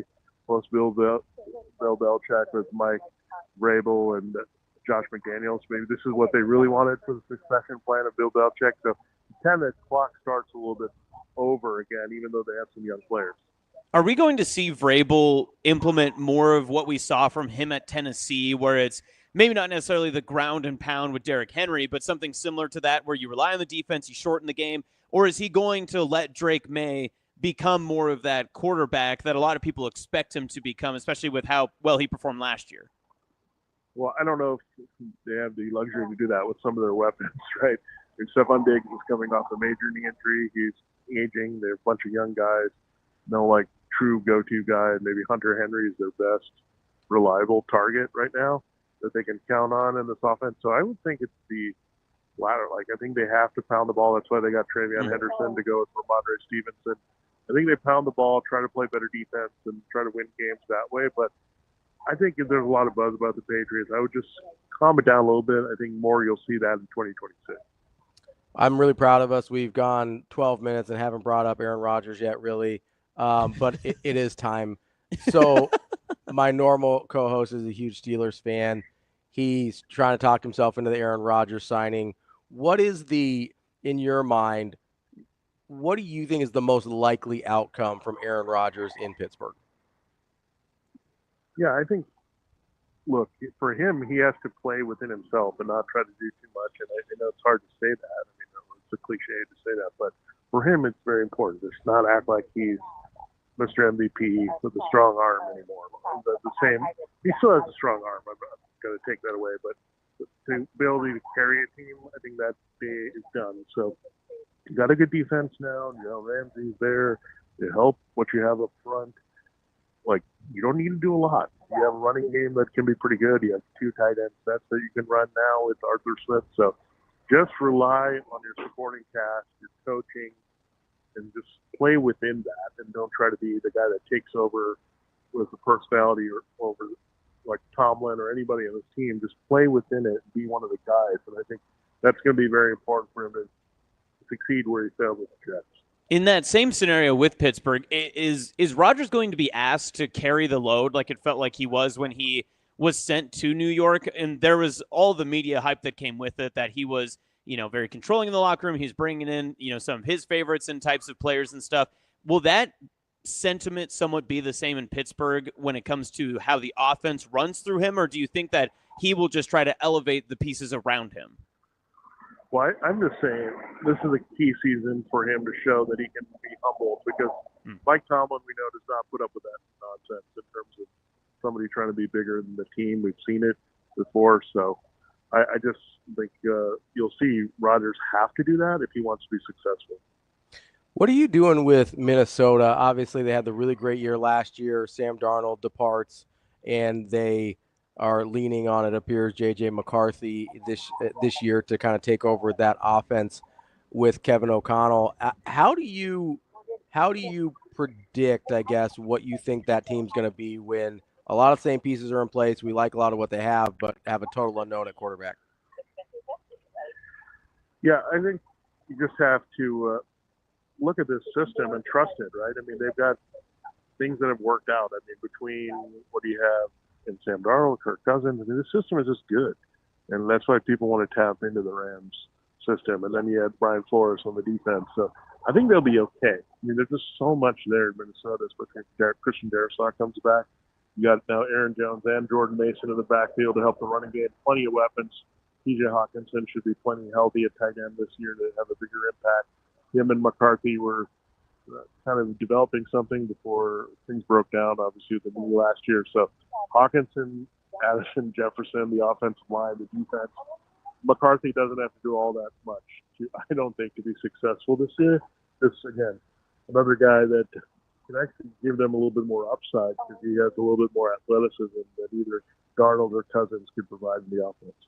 Sticking in the NFC North, too, when it comes to the Lions, you had mentioned them as one of the contenders. How quickly do they need to get off and running offensively for people not to worry about the loss of their offensive gurus and some of the pieces that they left from their coaching staff? Yeah, I think that's going to be the thing is, like, how does this affect Jared Goff? Like, he's been a system guy. When he's in a good system, he's great. When it's a bad system, he usually falls apart. So let's see what happens. The schedule's a lot tougher this year. If you also look at it, you got to play more outdoor, tough road games against better teams. So there could be regression, especially the Vikings are pretty loaded. The Bears, I have a lot of optimism with their defense changing. The Packers are not going to go away. So they have some things they have to sort out with Detroit, especially the brain drain. I mean, we saw that with Philadelphia having a bit of a hiccup until they were able to restore, right, after they lost Shane Steichen and Jonathan Gannon. They had to have a hiccup, return, get those guys back. I don't think you just lose people to quality of Ben Johnson and Aaron Glenn, who both become head coaches, and just maintain what you were doing.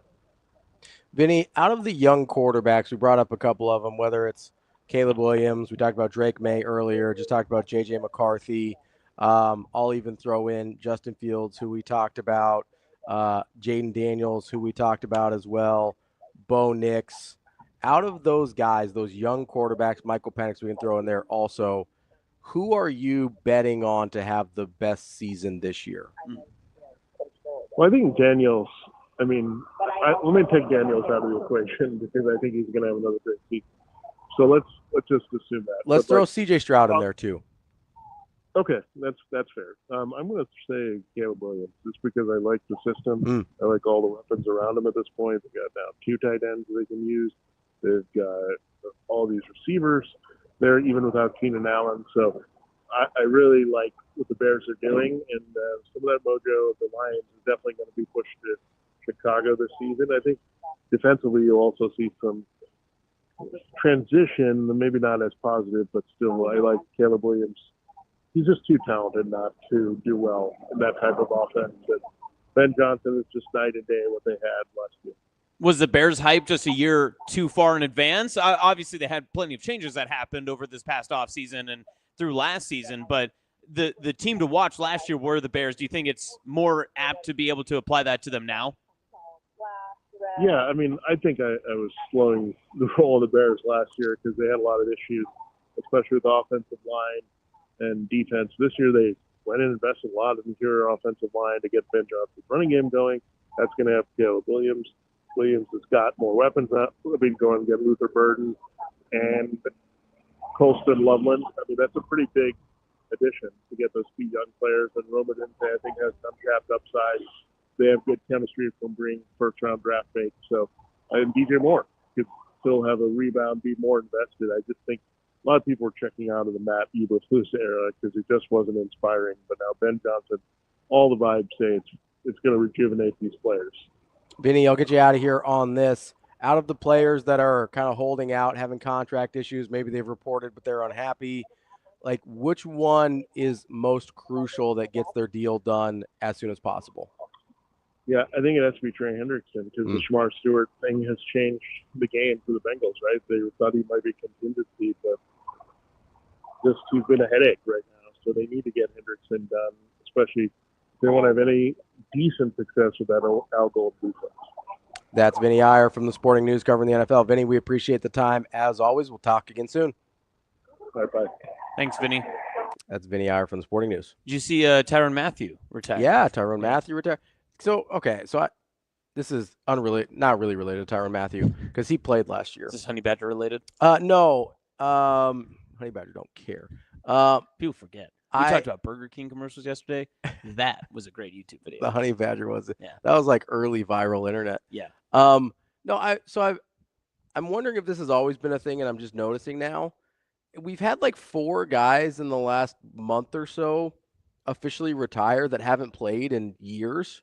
Sue, Tyrann Mathieu, Phillip Rivers officially retired this week. Good for him. And then there was one more that hadn't played. Did Larry Fitzgerald finally announce his retirement? I'm I'm still waiting on that. I'm pretty sure I didn't miss that. I don't think I'm gonna have to Google that now. I don't think it was Larry Fitz. But we've had like 3 or is that always something that people have done, or is this a new phenomenon? This has to be new, right?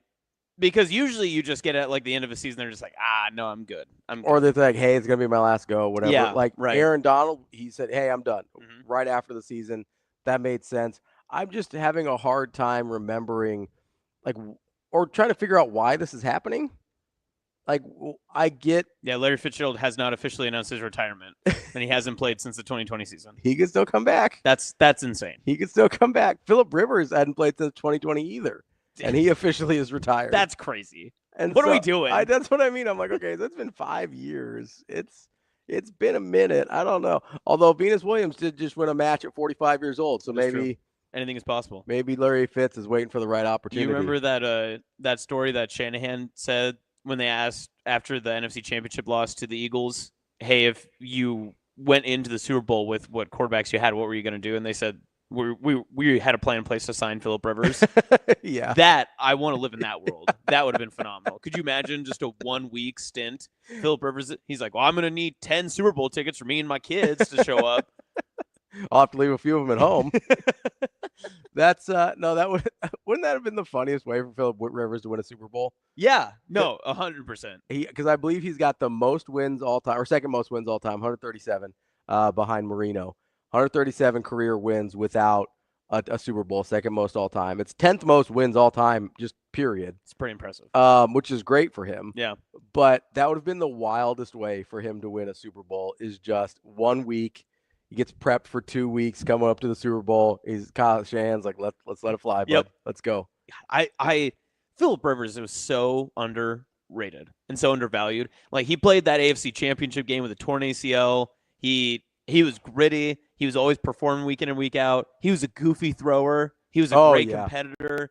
But man, he was a part of some really good teams that they just underperformed so hard. I mean, they just couldn't figure it out late. There was a little bit of teams were fun though. There was a little bit of a Sam Keller, Taylor Martinez, kind of to his throwing motion, kind of one of these.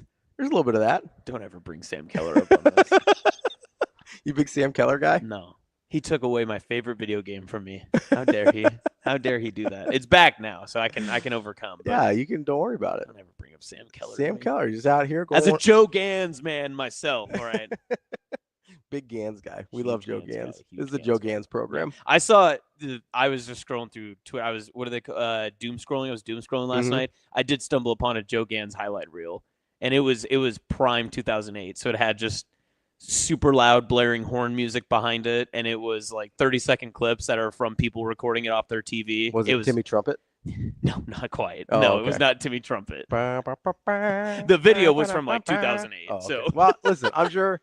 Listen. You know what? Actually, I think it was. I know Amelie played somewhere in that. Well, which Amelie was. I mean, it was prime highlight reel tape. That's prime 2008, right? It's right in the wheelhouse there. The Carter 2, Amelie? Or the Carter 1? How old were you in 2008? How old was I? 11. 11. Okay, Yeah. there you go. Does that help you? It does. Yeah. Well, I'm just trying to figure out because you listen to when you're in high school and college, you listen to different music than when you're like elementary school, middle school, right? Really? So I don't know if you know this.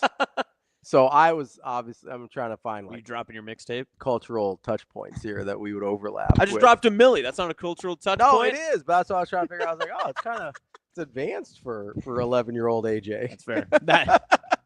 Yeah, in Sidney, Nebraska. Just bumping it on my Zune, shooting hoops at the community center. What are you listening to, Austin? Amelie? I relate pretty well. On your Zune. That's a good pull. That's Austin. I'm Ravi. Coming next, we're going to talk to Kevin Sjuts, who's also been in Vegas the last day or so. We'll see what he's got going on from 1011 News in Lincoln. We'll be back. More Hurrdat Sports Live coming up next.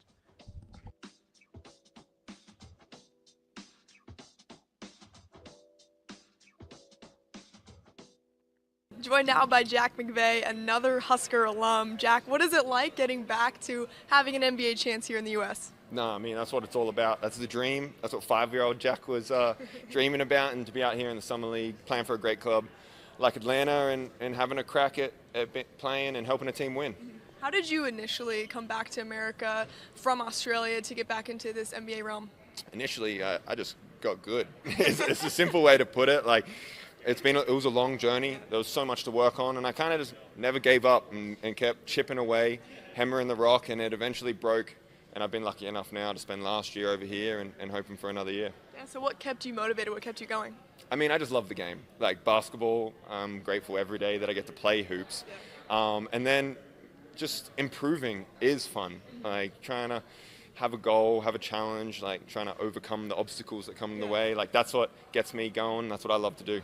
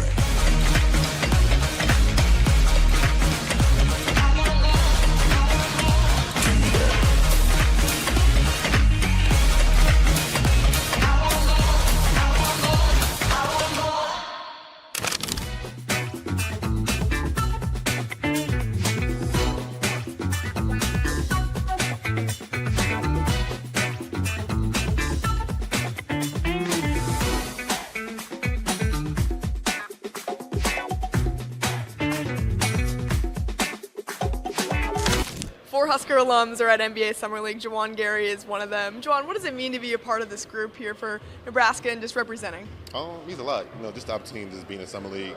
It's a blessing, just to get that call from the Clippers just to come up here to join a group of guys just to learn the experience of how the NBA works. I've been in school for 6 years, though. Just being out here, seeing the vets, seeing the young guys that have been in the league for a long period of time, just go out there and play hard. But at the end of the day, it's a blessing just to be up here for sure. So where were you at when you got that call or text from the Clippers that you were going to play? I'm actually at home, chilling with my folks. We was watching the draft and everything. The second day went by, and it was crazy. They called me on a Sunday, Laura's Day, stuff like that. And I was just sitting there, and what's crazy, one of the players that Purdue, Fletcher Lawyer, his dad called me like, "Do you know my son? We played against y'all 3 years since I've been there." I was like, "Who your son?" He said, "Fletcher Lawyer." So just the connection of how that works and stuff like that. But just getting that call, being around my family, they was excited. My mom cried, auntie cried, everybody was just, bawling tears. But, just a kid from Columbia, South Carolina, just getting a call from just a big team like the LA Clippers, it means a lot to me for sure like that. So it was a good feeling the day I got that call.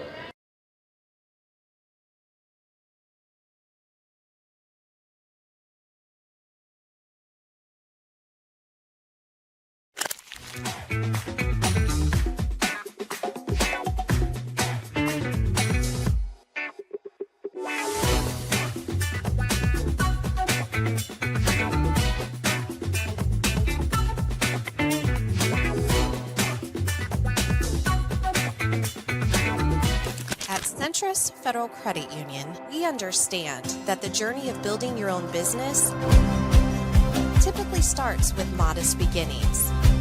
With a little help from our team of experts and small business loan offerings, you can take your vision and transform it into a more concrete reality. Sjuts Federal Credit Union. We are where you are.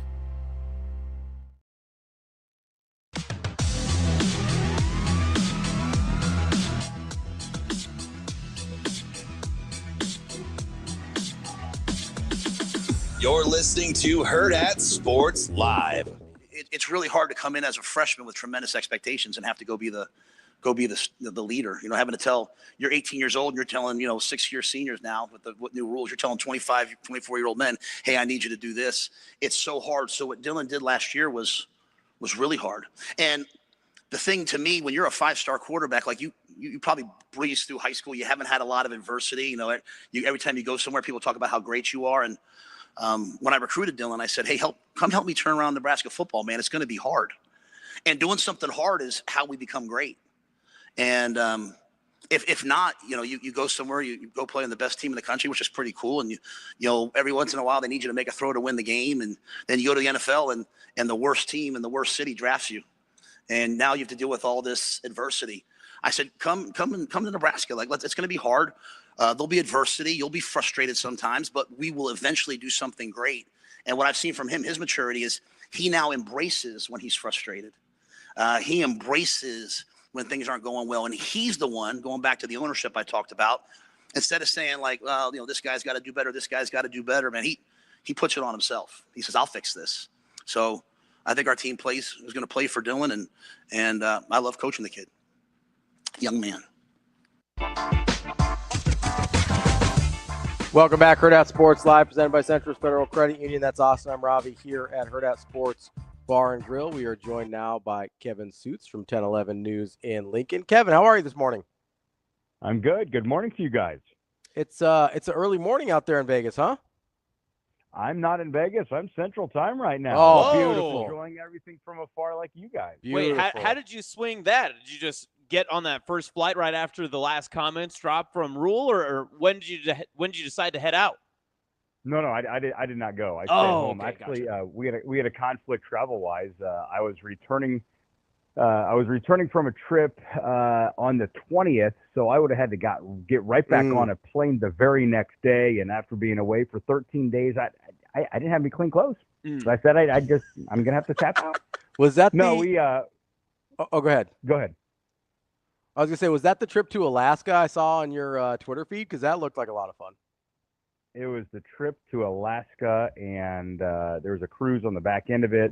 It was amazing. It was with 10, 11 viewers, and we had a group of 40-some folks from across Nebraska, just all different parts of the state. Just amazing people. The scenery was awesome. So, yeah, we didn't get back until late Sunday, and everybody that was going out to Las Vegas for media days, that most everybody was taking off on Monday. That would have been just such a tough turn. So one of my colleagues went to Las Vegas and provided a lot of our coverage yesterday that, we're still on top of everything regarding Big Ten Media Days and Nebraska looking ahead to the season. But yeah, people are going to be run down from the travel to Las Vegas and all the work that's done there at Big Ten Media Days. I'm on the back end of the 13 days in Alaska.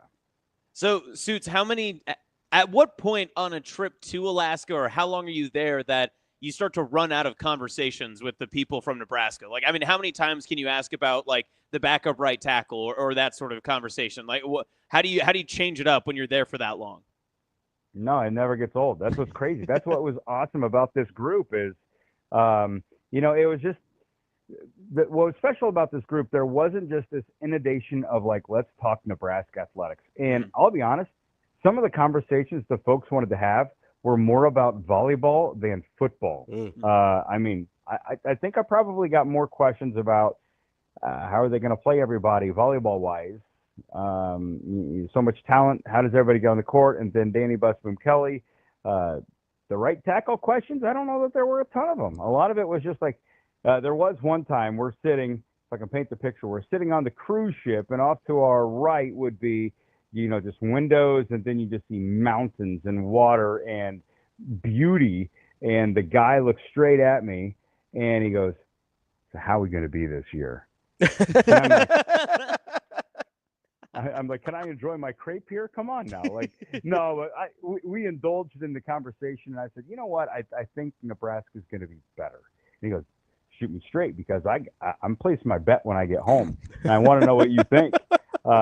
We had a great conversation, but I don't know that the conversations ever got stale, just talking about the folks that were on the trip and learning about them and their families, and hearing about all their travel journeys. A lot of the folks that were on the trip, they love to travel, and they've gone to many, many places. So I got to learn from them. They got to talk Huskers, and we just got to connect with each person personally. It was a great time. So, Kevin, not to harbor on conversations that may or may not have gotten stale, but I'm sure you saw Coach Rhule's response to the question about Scott Frost's comments regarding the job at Nebraska and, don't take the wrong job, that type of thing. How did you kind of process Coach Rhule's response about the condition of the program when he took over?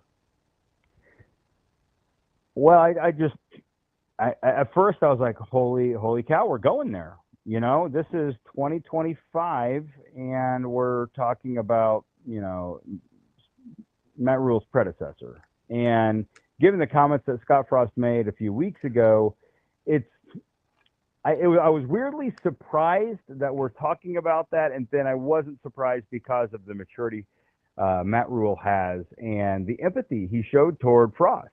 It was very telling. It was very thoughtful. And to be honest with you guys, I was watching that comment live as he was saying it because we had our camera there in Las Vegas hooked up, and it was feeding into my office back in Lincoln. And so it wasn't like an hour later that I was reading the quote from, you know, one of the reporters that was there. I was seeing it. And as he was continuing, and it kept going. Yeah. I think it was 4 minutes and 3 seconds. As he was saying it, like, I texted a few of the people that I knew that were right there, like sitting, you know, feet away from Matt Rhule. Holy crap. Because prior to that comment, media days, to be honest, it was very media days. Yeah. There wasn't too much sauce or spice on the day. There were no headlines. If anything, it was like, wow, look at Dylan's suit. That's kind of cool. It's custom made. And then all of a sudden, when Matt Rhule starts to talk so openly about the challenges that Scott Frost faced when he was Nebraska's head coach, you're like, now we got some meat on the bone. And here we go. Like, there's a story there now. But the actual contents of his quote, and I'm thinking like, wow, this is going to be something that the people will want to consume, the viewers, the fans, and not just Nebraska fans, college football fans. I think are going to learn a lot by what Matt Rhule said. And I thought he towed that line, which we're not surprised that Matt Rhule is just, he puts on a masterclass on how to say a lot, be empathetic, be thoughtful without being brash and critical. He just has an incredible ability to do that on a variety of topics. And yesterday's I thought was pretty fascinating. Kevin, when you look back, and I know you said you were reacting to it live with the Scott Frost commentary and such, but Rhule had to have maybe had an inkling that would likely be a topic that could be brought up. When that sort of topic comes up, are you surprised that Rhule didn't try to shy away from it? Because as soon as you make any type of comment one way or the other, you know it's going to be a headline, whether you choose the positive route like he did and then to talk about the state of the program following, or if you choose to go the opposite way, which Rhule hasn't done so far. But are you surprised that he just keeps kind of attacking this type of commentary and the Frost commentary head on rather than just kind of shooing it away and just saying, hey, like I'm focused on the team now. I'm focused on what's for the future. Because it's easy, especially at Big Ten Media Days, just to say, hey, I'm just worried about my team right now. Yeah, you know, I'm not surprised, to answer your question, Austin, because Matt Rhule just seems so overly confident in, you know, his thoughts and the way he can communicate.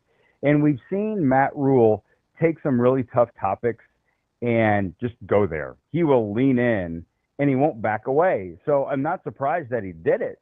I was just caught off guard by it because there was just some juice there.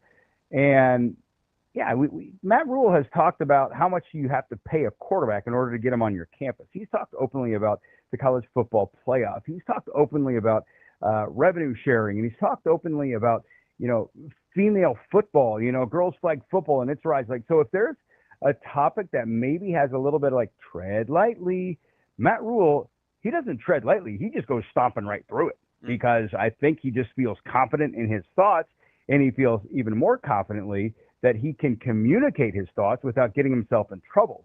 And that's what made yesterday so fascinating with the way that he addressed the Scott Frost thing. Kevin, as we kind of look around some of the other guys that talk for Nebraska, obviously a lot of the attention was on Dylan. I kind of tend to agree with you that not a ton was said outside of what we heard from Coach Rhule. But did any of the players like ring any bells for you? Anything you heard from them? Not really. The only thing that would maybe be slightly edgy is Dylan Raiola saying that Nebraska wants to win a national championship. But let's be honest here, guys. If Dylan Raiola says that, we want to win 7 games this year. We won't win 8 games. Like, everybody's like, why are you setting the bar so low? Every quarterback's going to say that. Every player's going to say that they're shooting for the moon because, look at what Indiana did last year. They came out of nowhere and they make the college football playoffs. So, that serves as motivation for any player on any team that it could happen. So if there's one thing from a player that moved the meter, it's maybe Dylan Raiola confidently saying that this team is trying to win a national championship this year. But if you follow football and you understand the psyche of some of these 18 to 22, 23-year-olds, it shouldn't surprise you that they want to win a national championship and they think that it can happen, especially now with the college football playoff. Get in the playoff and anything can happen. Kevin, I kind of want to ask you just prior to Big Ten Media Days, we talked about it yesterday on the show with how the Husker road race went. And I'm not sure when you were saying, like, with your vacation, how it all lined up, if you were able to see some of, the clips and stuff that came out or had a reference as to how that went. But I was so surprised. I don't want to say surprised, but I was very intrigued as to how the character of the team revolves around an event like that with the Husker road race, because it's an annual event. It's, one that is so near and dear to a lot of the families and the Husker football nation. But I was so impressed by some of the things that I just heard in public commentary and how the team interacted with fans.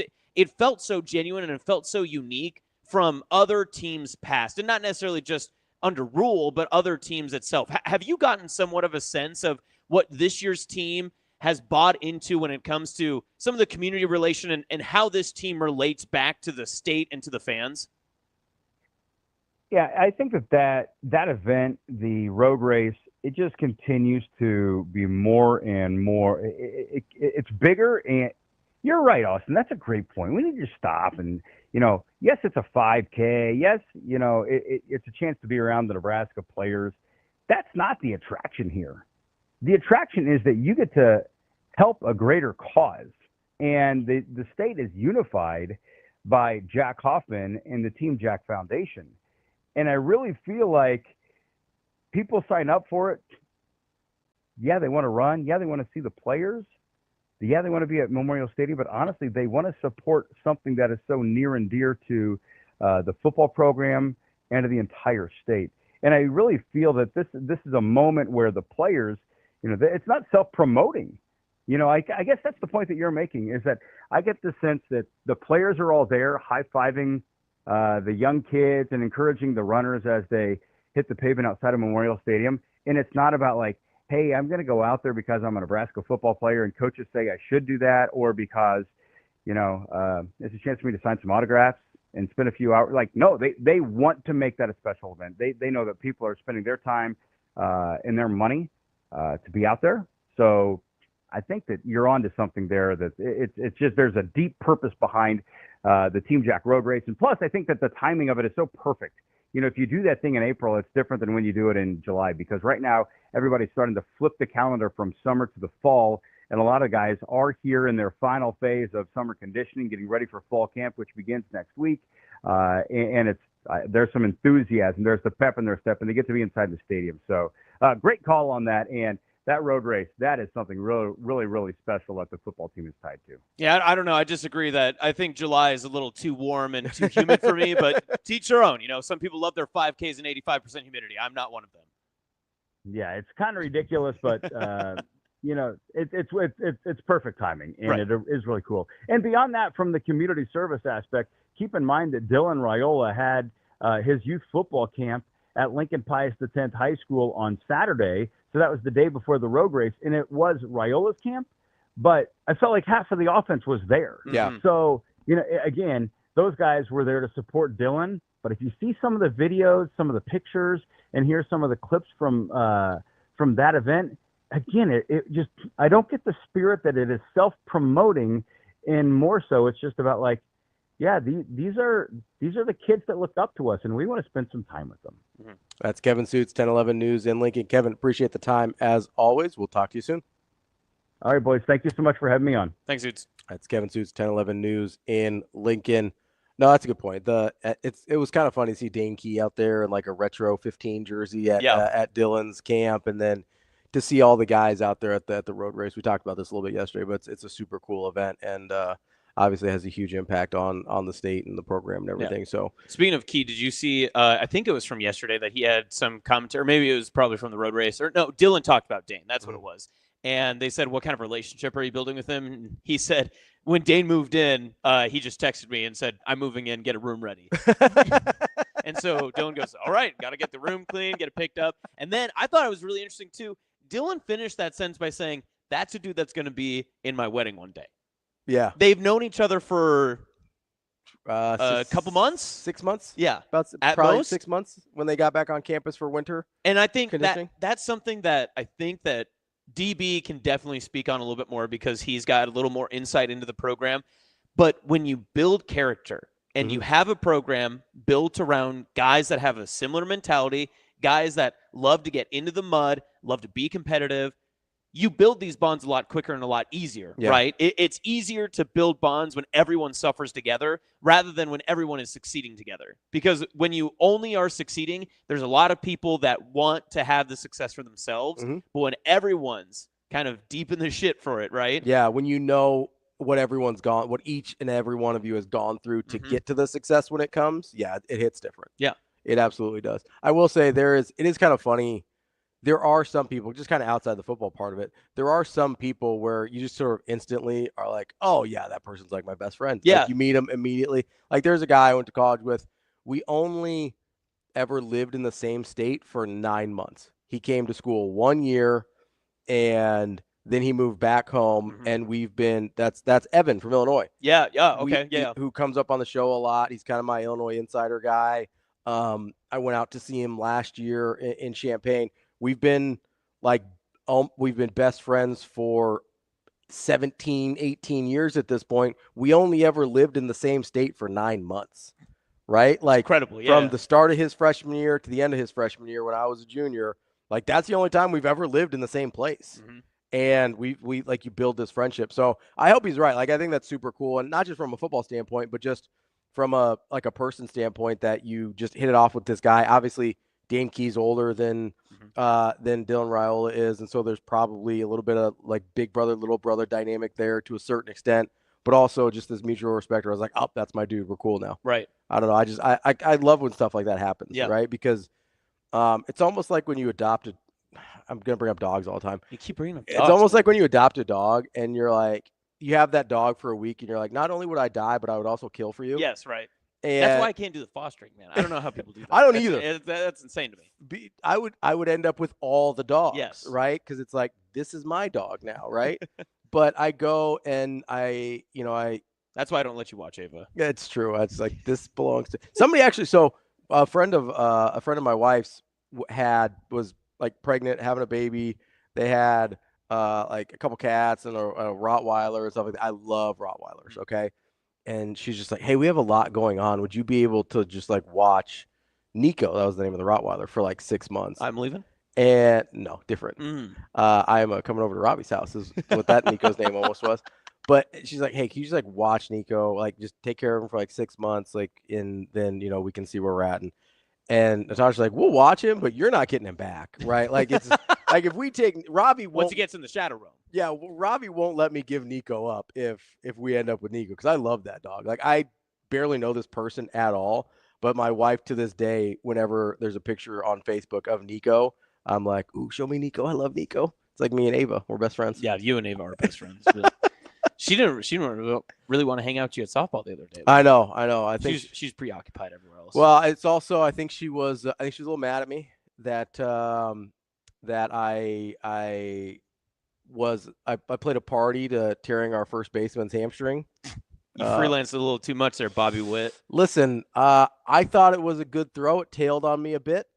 You pirouetted in midair, turned, fired, and tore a hammy. And it not my own. If you describe that situation where I cut off the shortstop from third, pirouette, and then throw a ball, you would have thought that I tore the hamstring. I did not. So this is my hot take on Emily tearing her hamstring. Okay. I don't think it's actually torn. I think it's very strained. It's very, very strained. Yeah. It's attached. It's not Dak Prescott off the boat. Yes. No. But I think the only reason she didn't catch it is because she tore the hamstring. I don't think she tore the hamstring trying to catch it. We had a conversation about this. I think that's how it happened. Because she had just done the splits. Yes. The play before. Yeah. I think she didn't catch it because the hamstring tore, not the other way around. I'm glad we got that cleared up. Thank goodness. It's important. Speaking of which, let's come. Oh, Rico, that's so nice. That's how he feels about both of us. I think he was talking about the instant best friends. Oh, Go Big Red. That's nice. Thanks, Rico. That's like the first nice thing you've said in a week. I actually do feel that way about Rico, though. Like the minute that he entered into the office, I was like, my best friend. We're good now. And because it's the same thing, we just giggled the entire show. That's my best friend. And then, of course, like he already had like history with you, and so then I was like, great. So now I don't have Ravi. Like I'm already being positioned down the totem pole. So then I was like, I'll just be Damon's best friend. But then I was already down the totem pole there, so I couldn't do anything about that. I think there's a common denominator here. Is it me? Am I the problem? Am I the drama? It might be. Let's take a quick break here, and we'll coming back. We'll talk to DB. He is at the airport because he just sent us a picture. Yeah, he just sent us a picture from the airport, so we know he's there, getting ready for his flight to come back to. We'll lead off with that. Home sweet Omaha. That's Austin. I'm Ravi. We'll be back. More Hurrdat Sports Live coming up next.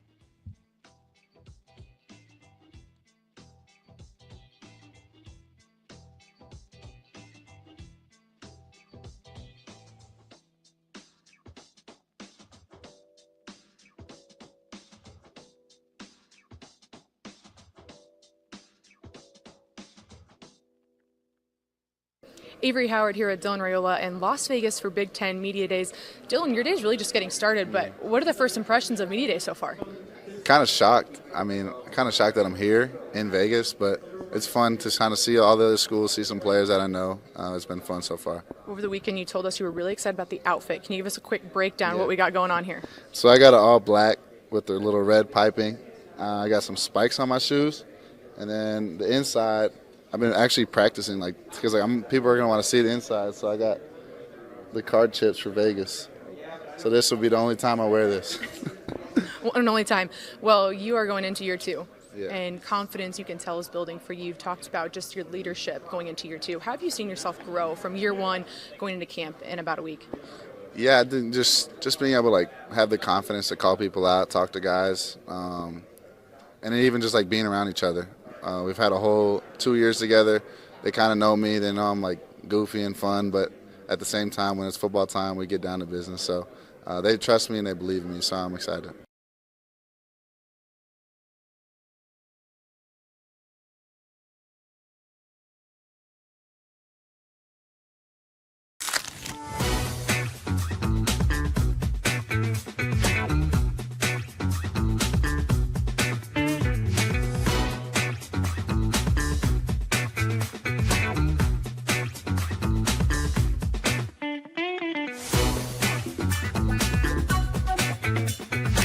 Avery Howard here with Deshaun Singleton in Las Vegas for Big Ten Media Days. Deshaun, how's the day been so far? I know you said it's moving fast, but how would you say the day is going so far? It's going great. It's just nonstop. I know we in Vegas, the lights and everything. It's like lights, camera, action the whole time around. Yeah.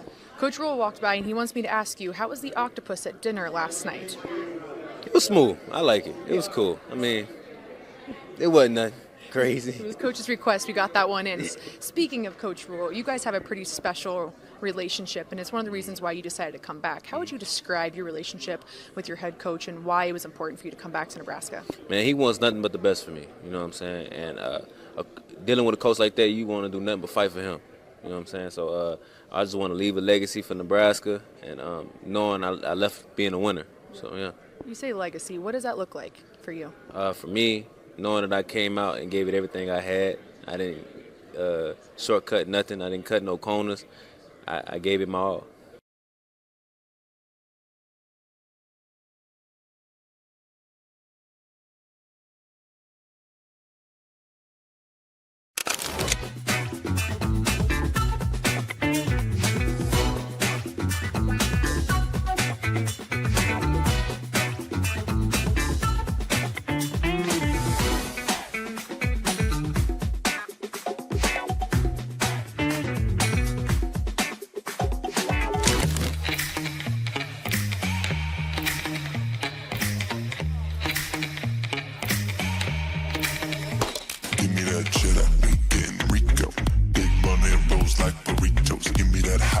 sauce, no pico, give me that.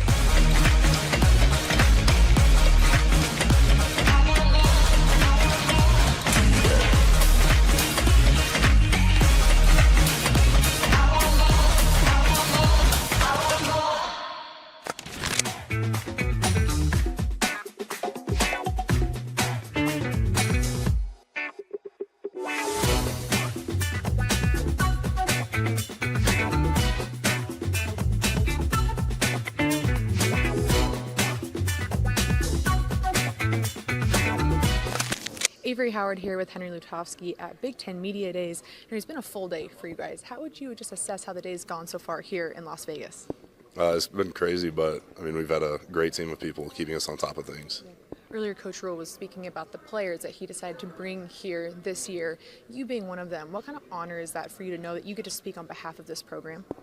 It's a huge honor because I'm not only speaking on behalf of the program, but also on behalf of my university, on behalf of my state. So, I mean, it's amazing to represent that many people here. You're going to be a veteran leader this year going into camp. Just what's your mindset and what are you hoping to achieve this year in camp, like I said, as that veteran leader? Yeah, I mean, I just want to bring the best out of people. Just find a way to pull that out of guys every single day. What does that look like for you so far with the new faces that have joined the line in the offseason and just some coaches that have joined the staff as well? Yeah, I mean, as far as an offensive line goes, we just need to work to build cohesiveness as one unit. Really just see the game, see the field through one set of eyes. And it's tough to do when you add new people, but training camp is an amazing opportunity to really get out there and get some reps at it before the first game.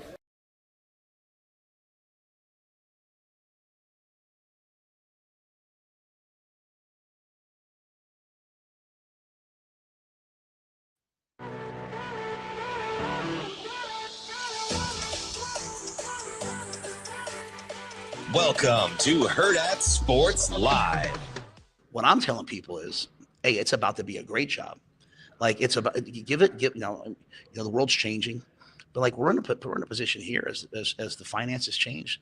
Nebraska's going to be in a great space in the next 2 to 3 years, but especially in 4, 5, 6 years. And so, I'm proud of the guys who came here. I think it's always important we think about that, but I'm also very grateful for the guys who are showing up now because they're going to take us to the next level. And you know what? I walk in the office every day. I'm kind of like, well, what do I do? I mean, like, Holgerson's got the offense. Butler and Snow are like, get out of the room. I can't even walk into Eckler's office. Corey runs the weight room. Kristen runs. I mean, I'm kind of like, all right, Susan runs the football. I just walk around and talk to the players. So, I mean, I really don't know what my job is anymore. And that's a good thing because we have so many great people doing their job at a high level. Welcome back, Hurrdat Sports Live, presented by Centris Federal Credit Union. That's Austin. I'm Ravi here at Hurrdat Sports Bar and Grill. You might wonder when I'm talking about Centris, what's the difference between a credit union and a bank? Well, credit unions are not-for-profit financial institutions that put their members' financial wellness first. They operate under philosophy of people helping people and give back to their members with competitive rates, great service, and community investments. The credit union difference is real. Experience it with Centris. Go to centrisfcu.org to see all they have to offer. Federally insured by NCUA. DB will be joining us in just a moment. He's getting through security right now at the airport. Shoes off, DB, you think? They just passed a thing. Oh, that's right. Shoes yeah, off we're no anymore. longer shoes off people. So you don't. You don't have to choose your footwear through the airport based on the ease of getting through security. Now, if he willingly just took his shoes off, that's a different conversation. That's a wild. Your shoes. Those sure are shiny. How did you? Do we have like DB relevant drops for all instances? Is that possible? It's my Gatorade. It's cross-referenced like Rhule's dossier of media every day. Talk about waves. Wow.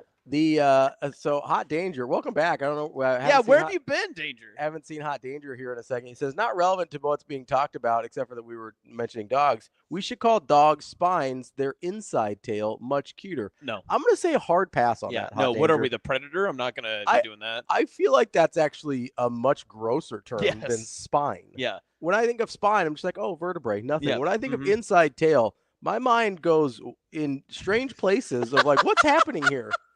I don't love that. I don't love the imagery of an inside tail. No. You're going to have to explain yourself. Because here's the problem. Tails are famously hairy, right? For dog tails, they're hairy. They're furry. I don't like the idea of something furry on the inside. Ooh. See? What? See? I didn't like that. Exactly. That's why spine is just much easier to deal with. I think it's okay. I think we could just call it a spine. Inside. All right. Yeah, Inside, I agree, DB. Inside tail's a little gross. Yeah, and every time I hear the word spine, I always think Predator movies. I always think like Really? them pulling the head and the spine out like that. I just think that's my first image. So I don't even want to hear the word spine and dog combined because I don't want to have that thought in my head. You don't. I mean, they have spines. You know that, right? They have like backbone. Is backbone better? I'll do backbone. Okay, backbone. Because then it sounds like mentally strong. You know what I mean? And they're like, oh, Ava's got a tough backbone. You're right, she does. Rico says this is uncomfortable. Yeah. And Todd says that's what she said. Nice. Which part? It's furry on the inside? Hair goes on the outside of the body. That's all I'm saying. That's all I'm saying. As it should. Nobody needs an inside tail. That's what God intended. That's why he called it a spine. That's what he called it. That's not relevant. Can we call their tail their outside spine? Quit doubling down, Danger. Knock it off. I'm actually more okay with that than the Isn't reverse. isn't their tail actually part of their spine? I do, yeah. I think it's just an extension of their spine. Right. Yeah. So, good for balance, I folks say. Allegedly. I think that's more of a cat thing, isn't it? Cats use their tail for balance. Dogs don't really jump the way cats do. God, I could tell you Ava doesn't jump like a cat, that's for sure. She jumps like gravity's pulling her down. She is quick back to the earth every time she jumps. Ken says, my inside tail is hurting today. Oh. God. Ken. It's a little funny. Rico, this is dangerous and not hot. What the hell? What the hell? What the hell? The hell, Burton? No, well, we need DB to call in. I know. immediately. We're just waiting. Get us out of keep this on sitting on this. How about this? Should we just play a Rhule clip really quick and just see what we can get out of it? Sure. All right. Let's do it. Get one up there, Rico. Let's see what we got. I think we can be a great defense. I mean, we've been a top 25-ish defense the last 2 years. I mean, the year before we got here, I think Nebraska was 108th in run defense. And with the same guys, we were, I don't, you have to pull the numbers up. I mean, but we were pretty good. And part of that's the way we practice, the way we do things. You know, like, we're just not going to have a bad defense. It's just not going to happen. Now, when I look back to last year, we gave up way too many big plays on defense, and we gave up way too many big plays. Sometimes, a guy would get a first down, and we give up a big play, and some of that was, a couple guys. Tommy was playing hurt and gave up a couple plays, but we have to eliminate those plays. But when I go out places, people ask me about the defensive line a lot, and our defensive line is going to be hell on wheels. Just watch. I mean, we can talk about a lot of things. And you know what we have, though? We have Andrew Marshall, and we have Sierra Wright, and we have Amari Sanders and Bly Hill and Jeremiah Charles. We got corners that can match up and play man. We got Javen Wright, who's a cheat code. He can match all the best tight ends in this league. Like, you don't have to put a safety on him, which lets you have an extra safety rob people. So we can play man, load the box, and stop the run if we have to. We can blitz. When I go to bed at night, the things that keep me up at night, it's not the D-line. It's our defense is going to be good, and I like Butler. He's an aggressive guy, and he's not going to settle for bad defense. Hell on wheels, like he's Optimus Can Prime. Can I just say here, what have I been saying for all offseason, basically? What have I been saying about the defensive line? You've been saying you really like Keona Davis. I've been saying I think it could be better than last year. Saying Riley Van Poppel. People could be the best. have been freaking out. They're like, well, we lost Ty Robinson. We lost Nash Hutmacher. Good players. They're good players. Mm-hmm. I've been sitting here saying all offseason I think the defensive line could be better. And then what does HCMR say? He goes, hell on wheels. He goes, when I lose sleep at night, it's not over the defensive line. So maybe your boy was on to something. Maybe. With the defensive line is going to be good. Every time, so it was like, this is why I haven't even brought up the defensive line or the defense when we're talking about predictions and schedule and things like that. I bring up special teams and I bring up the offense. You know why? Because we're just not going to deal with having a bad defense. It's not going to happen. And I don't know where your proponent lies on this, but he talked about the defensive backs in there. We haven't really touched too much on confidence in the defensive back level. Mm-hmm. I don't think that there's a mistrust with where they are right now because you bring back experience, you bring back talent, you bring back guys that you were high on last year that have played pretty well and some significant. transfers. Yeah, and you brought up Andrew Marshall. Yep, you got some new guys coming in. But if you have a great defensive line, you can have Your average defensive backs look a lot backs. better. They look a lot better. Because you don't have to have 4 shutdown you're guys covering for 3 seconds. Yes. I mean, if you've got a disruptive defensive line, you barely have to cover. And you have to make sure you've got them covered for the first 15, 20 yards. Yep. And by that point, the quarterback's running for their life. And Rhule is exactly right at the beginning of that clip. I mean, how many times was Nebraska set up positively defensively on a 3rd and 11, on a 3rd and 8, on their side on the opposing team side of the field, and it'd be a 12-yard completion, or it would be a deep pass that just got by them when they were playing stout defense for 6 straight plays or something along those lines, right? It always felt like there were moments in the time last season when it was just a little bit out of gas at the very wrong moment. If Nebraska can overcome some of those defensive situational moments, they're going to be hell on wheels. Hell on wheels. And somebody asked, it's not about the starting, it's the depth of defensive line. Do they have any of the big guys to replace, say, Riley Van Poppel or Elijah Judy, which everybody seems to forget that Elijah Judy's still good at football. Here's the thing. I don't know if there was somebody tweeted out, I don't remember who it was, but the weight gains of people throughout the offseason, okay? David Hopkins, a good one. He's listed at 255 currently on the roster. Yesterday, we found out that he gained 30 pounds over the offseason, so now he's at 285. He weighs the same as Bryce Underwood. 285?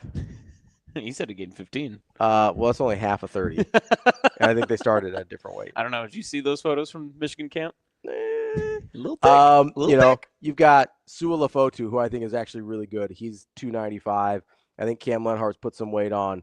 You got Gabe Moore, who's also a transfer from Mississippi State that we kind of just forget about. He's only a sophomore. He's 6'4", 290 before coming in camp here. They said Keona Davis put on 20 pounds, which is a really good sign for them. Like, all these guys have gotten bigger as well. So you may not have like a 320-pound guy, but if you've got 4 270 to 290-pound guys, you're going to be fine. Yeah. Like, you're going to be fine. So what do you want more from Nebraska's defensive line?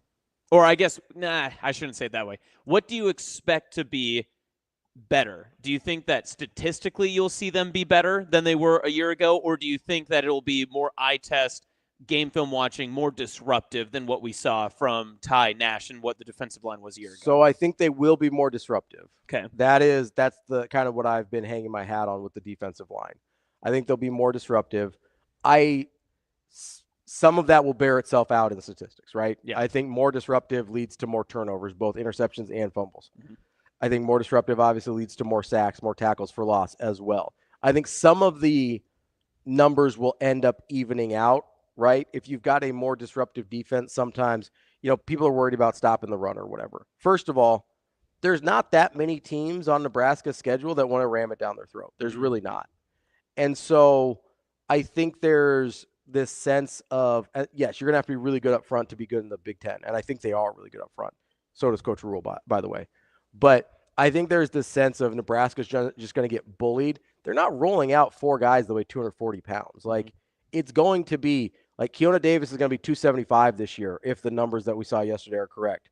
I brought up David Hopkins. I brought up Jalen George. I brought up some of these other guys that I think Mason Goldman put on 20 or 30 pounds as well.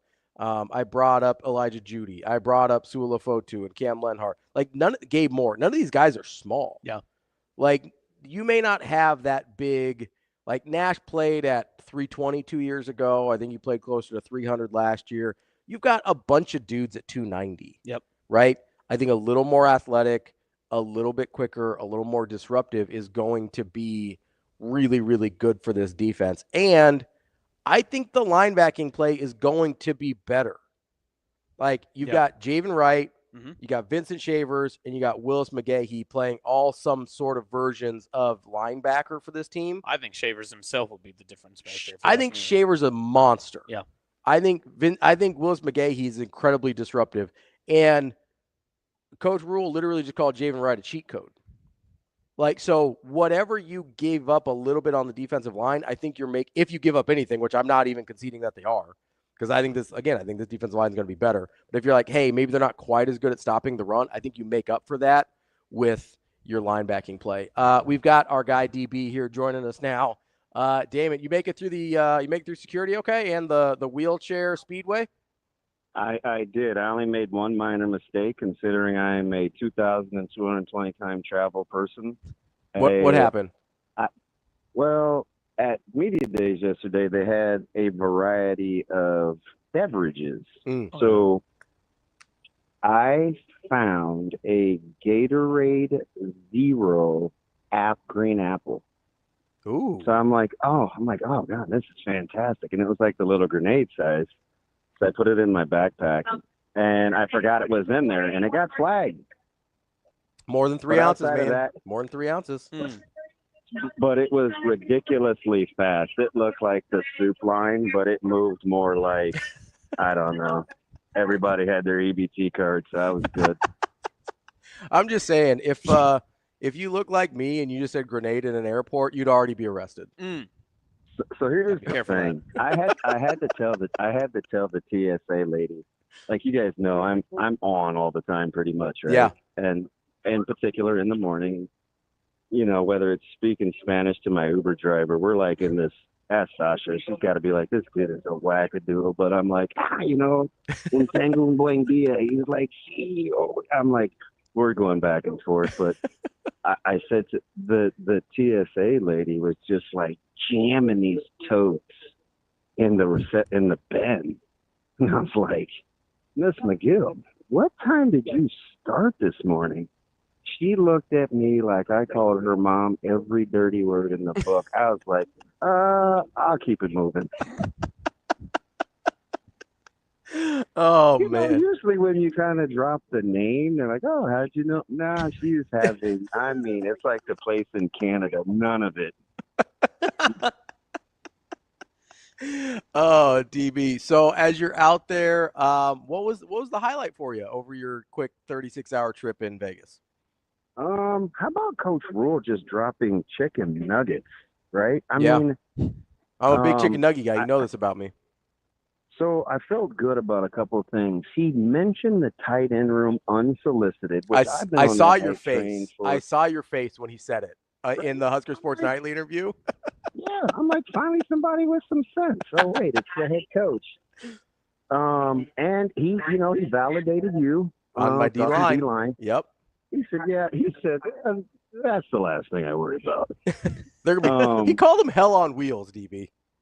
Listen, they are so stinking athletic. Like they can move. The other thing was, how about the duality in his message of how good a job it was based on where he's gonna leave it versus kind of letting you know it's all about how you perceive it. It wasn't a great job. Wasn't a great job when he took it. But guess who he took over for? The guy that said he didn't want the job. Yeah. So it's like he is very, very thoughtful in terms of what he says. So in one vein, he says, I don't know, everybody's mad at Frost, but, Frost was right. Wasn't a good job.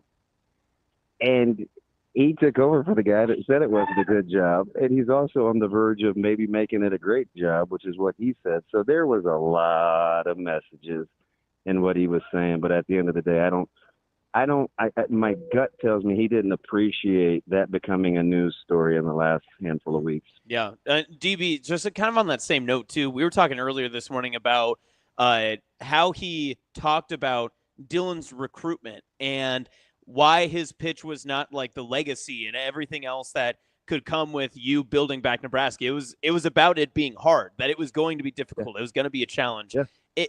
There's a part of that where it doesn't just feel like it's about Dylan and Rhule's relationship and that's what he's recruited. It almost sounds like that's what this whole team in year 3 is about. It's that, listen, we've been through that. We're ready to take the next step together, and we're kind of done dealing with the competitiveness of it. But there's also a part of it, too, where I had said it, that it almost feels like Rhule is almost appreciative of what happened the past couple of years because that means that this reward is going to be worth it, and they've earned what they will get this year. Should it end up where Ravi thinks and where Rhule seems to think it's going to. He did mention double-digit wins, DB. That's all I'm going to say. Yeah, listen. I hate admitting anytime Austin is right, but I'm in complete agreement because I talk about the consistency in his recruiting pitch all the time, right? Where he's even if when they win, he's not going to have to change it. It's still the thing. It's hey, this is a great place to be. How bad do you want to be a part of what we're doing? And oh, by the way, please don't wait till we start winning because I'm going to reward guys that hopped on board early. It was the same pitch to Caleb. It was the same pitch to Christian Jones. It was the same pitch to David Sanders Jr. It's the same pitch to Dylan Raiola. He told those guys, I'll be very appreciative if you buy into what I'm telling you. Don't wait till we win. We will win. And when we do, the reward will be that much greater. He talks about doing hard things all the time. And it's not just lip service. I'm telling you, the day-to-day is difficult. I think he wakes up, phone in from vacay and say, hey, how can we make people as uncomfortable as possible today?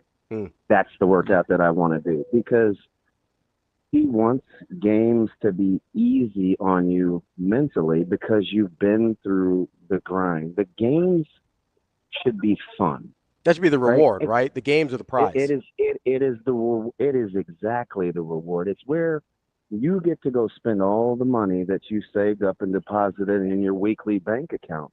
And Saturday nights are for taking it out of their rear end when you go spend money. And so if you can make the deposits early, it's going to be worth it, right? Nobody likes taking money out of their pocket and putting it someplace where they can't use it. But if you do, the reward is that much greater. And I'm telling you, he just likes grinding. He likes difficult, and he doesn't want it easy. And I think he just embodies that. It was like, I can't remember the last time I saw a spouse come on to Big Ten Media Days. Who was lockstep with Coach Rhule? Julie Rhule. She walks in this place and she's like, she's got a couple of jokes and she's tough. Yeah. And so I'm joking around with her. It's kind of just the two of us, and I said, I can't.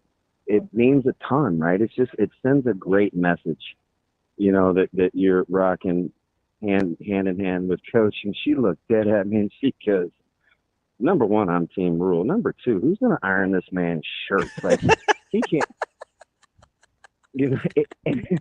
and in that moment, I'm just thinking to myself, that's the dynamics. Even in their household, it's like we hear him talk about all the time, man. I'm telling you, I get it. People think he's a great orator, and he is. But it's not just lip service. Like, he lives it. He does not have to worry about remembering what he said because he's authentic to who he is. It's a lot easier to be a great orator when you're just speaking about what you believe in. But he told this story about Julie and when they made their trip to Lincoln, and she goes, as they're driving around the Haymarket, she goes, "This isn't cool enough for you? You can't recruit here?" Like, it's almost like in his own house, he still gravitates, like you said, he gravitates toward the people that like kind of challenge him and make things uncomfortable for him. She's just giving it to him, and he and I we're yucking it up, and he got ready to, I don't know, he did a bunch of side deal things, and we're trying to tell jokes to each other in the meantime, and he got ready to walk off, and I said, "Hey, those collars look nice and pressed. They look great." He just looked back over his shoulder like, he's like, "I will whoop this little dude's ass if you say that to me again." But he knew exactly what I was talking about because he does give as good as he gets even in his own household. So, we've been talking a lot about kind of this mentality, and it seems like he searches out, whether it's in his spouse, whether it's in the people that he puts on staff with him, whether it's the kids he recruits. It seems like he searches out people that want to go through the muck, that want to go through the pain of Iowa to get into the reward of what comes next. And when we were talking last week or 2 weeks ago about kind of which kids in state are getting offers or not, and it's not necessarily about talent. It's not necessarily they're a good kid or a bad kid, or they got good grades or bad grades. There's a lot of good people and end up being good football players and good human beings that don't embrace the mentality that he wants. And when you look at it, is that what you see the difference when you see what offers are going out and what aren't? Yeah, listen. I could give you firsthand stories, right? Because I've heard a lot of them, whether you're national or you're local.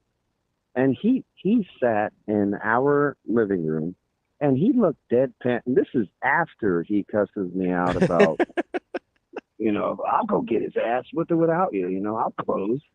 And so it was a little awkward a couple of weeks later because we hadn't really talked. Mm-hmm. And he looked dead at Caleb. He's talking to him for however long, and I'm walking around and I'm trying not to pay attention. And Evan's sitting there, and he goes, "I'm telling you," he says, "Hop on the train before it stops. It starts moving. It's a lot easier to catch. Don't wait for us to win."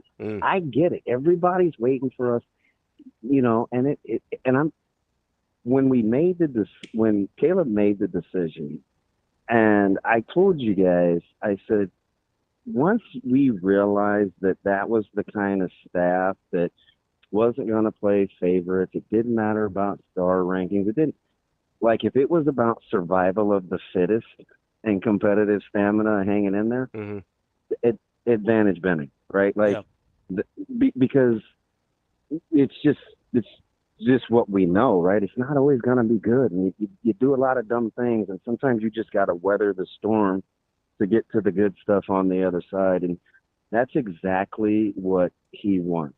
How uncomfortable can he make it so you can still function at the level where you can do it every single day, right? Some of those mat drills don't even make sense.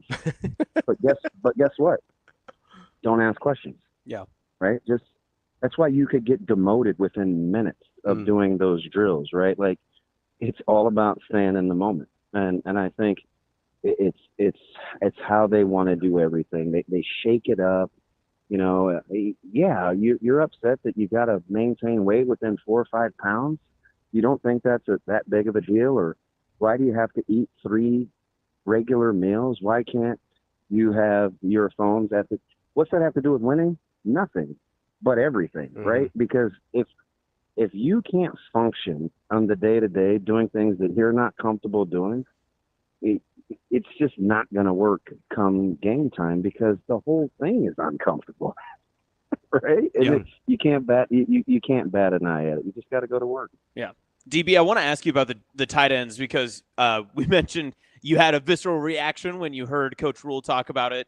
Just I felt like Gilligan without Skipper, man. I was on an island by myself, and I'm like, and you know what else he did? He validated Sat too. And listen, don't get it twisted. I wanted to go over to him afterwards. I'm like, hey man, I said that 2 years ago. Did you get that from me?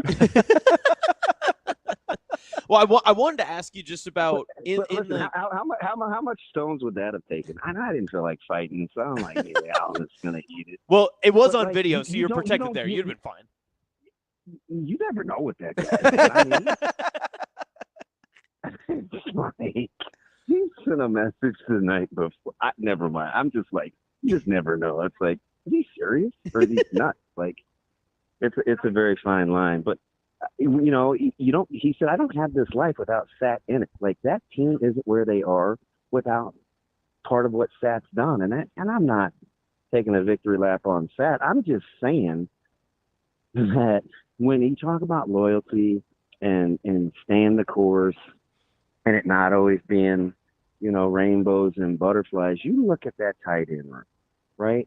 You got young guns like Ingerson and Danny King and these guys. You got reformation projects that you're starting like Carter Nelson. You've got the developmental poster child like Lyndon Meyer. You've got McWay, who was really good early. Then it didn't go so well for him. He needs a change of scenery. He's hurt.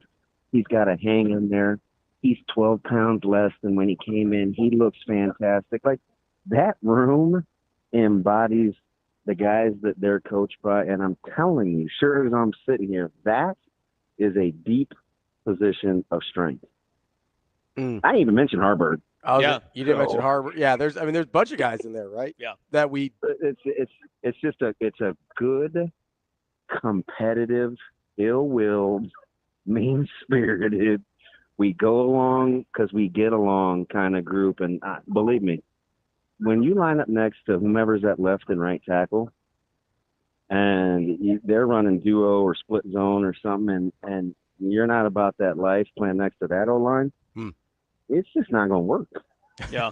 So, but it does feel like, and Ravi and I were talking about this. You better figure it out. Yeah, Ravi and I were talking about this off air, that it feels like the tight ends are the position group, maybe across the team, that have the biggest, maybe from the outside looking in, just swing from being like, there's some all Big Ten talent guys that are there if they play up to their potential. And then also there are guys that we just don't know anything about right now in terms of what their production level could be. And I think that that's exciting, that if you're as high as you are on them and they are up to that potential, they can surprise everybody. And that could be the biggest, difference maker for Nebraska in terms of surprising teams early on in the year.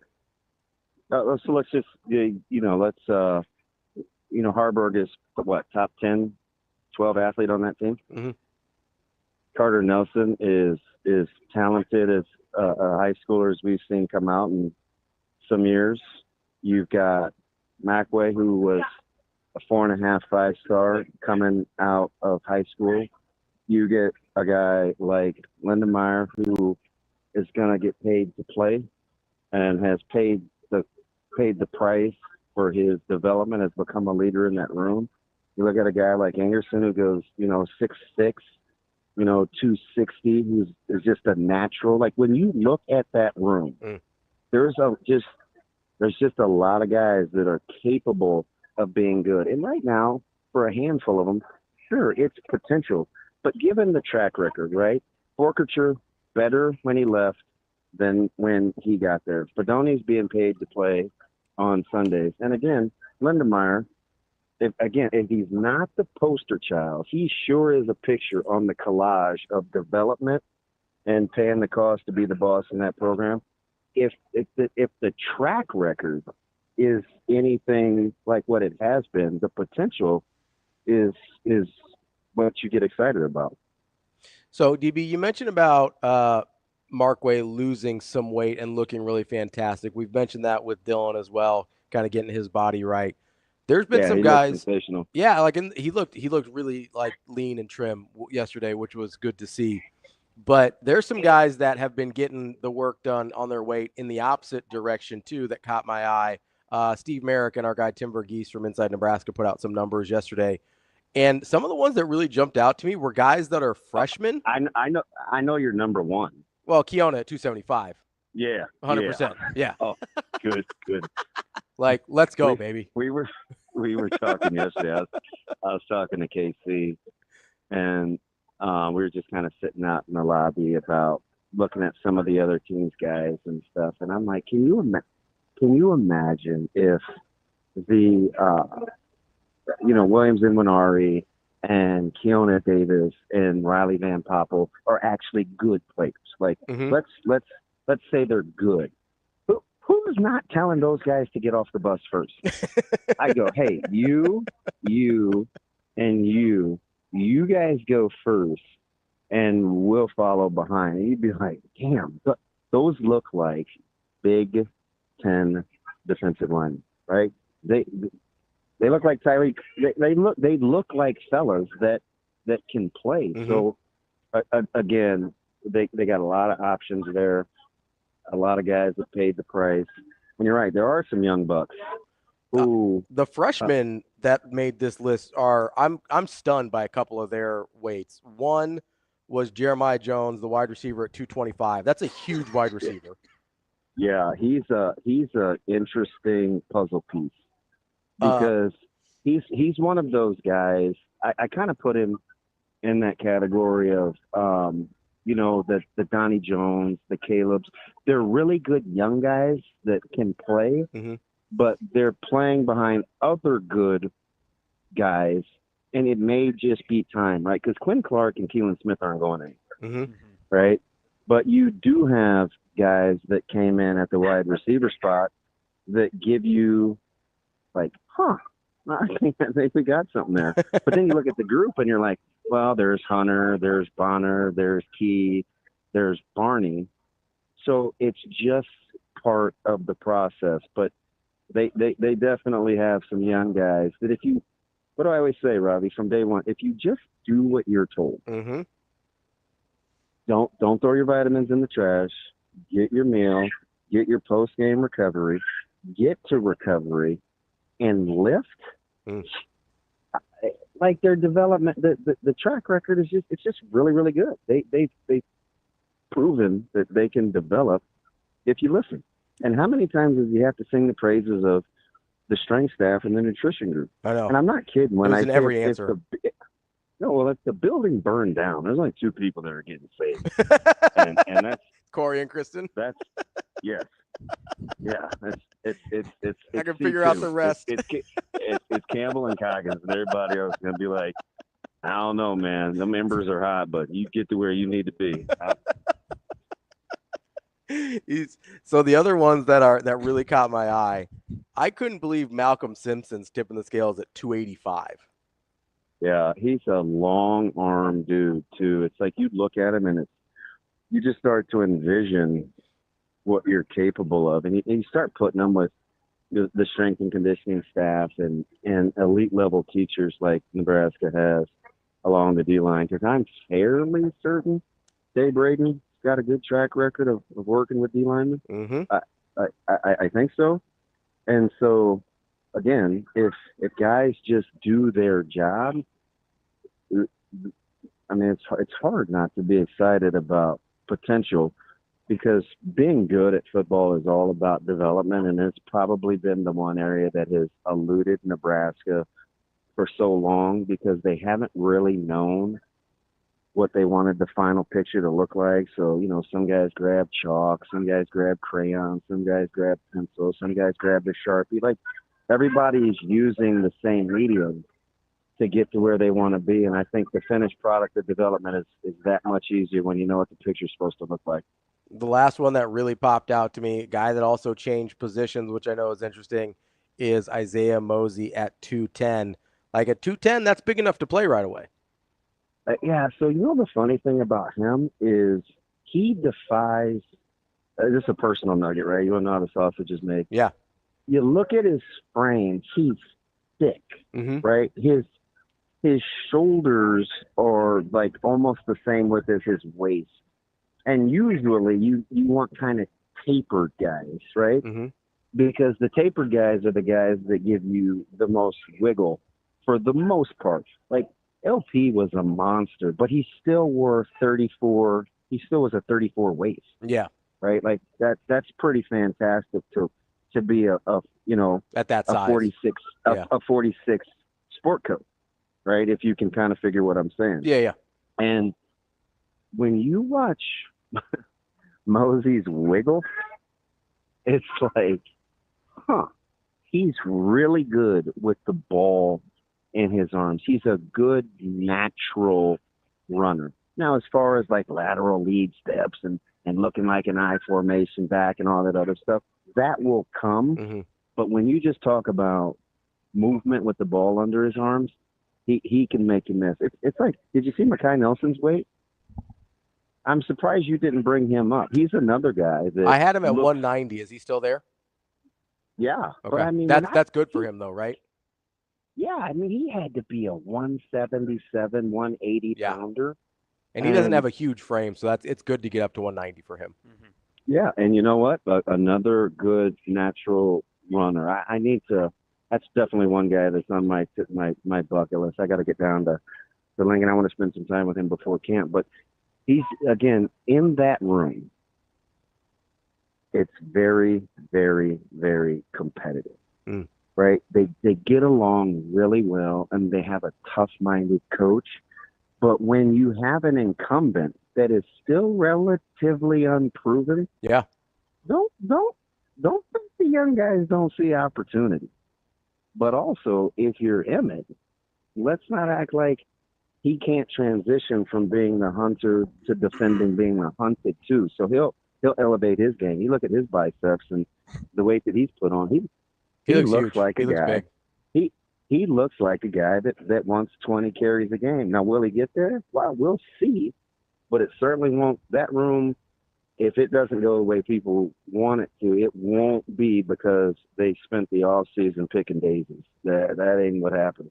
Well, one of the big headlines from yesterday was when Dylan had kind of one of his side session stand-up deals.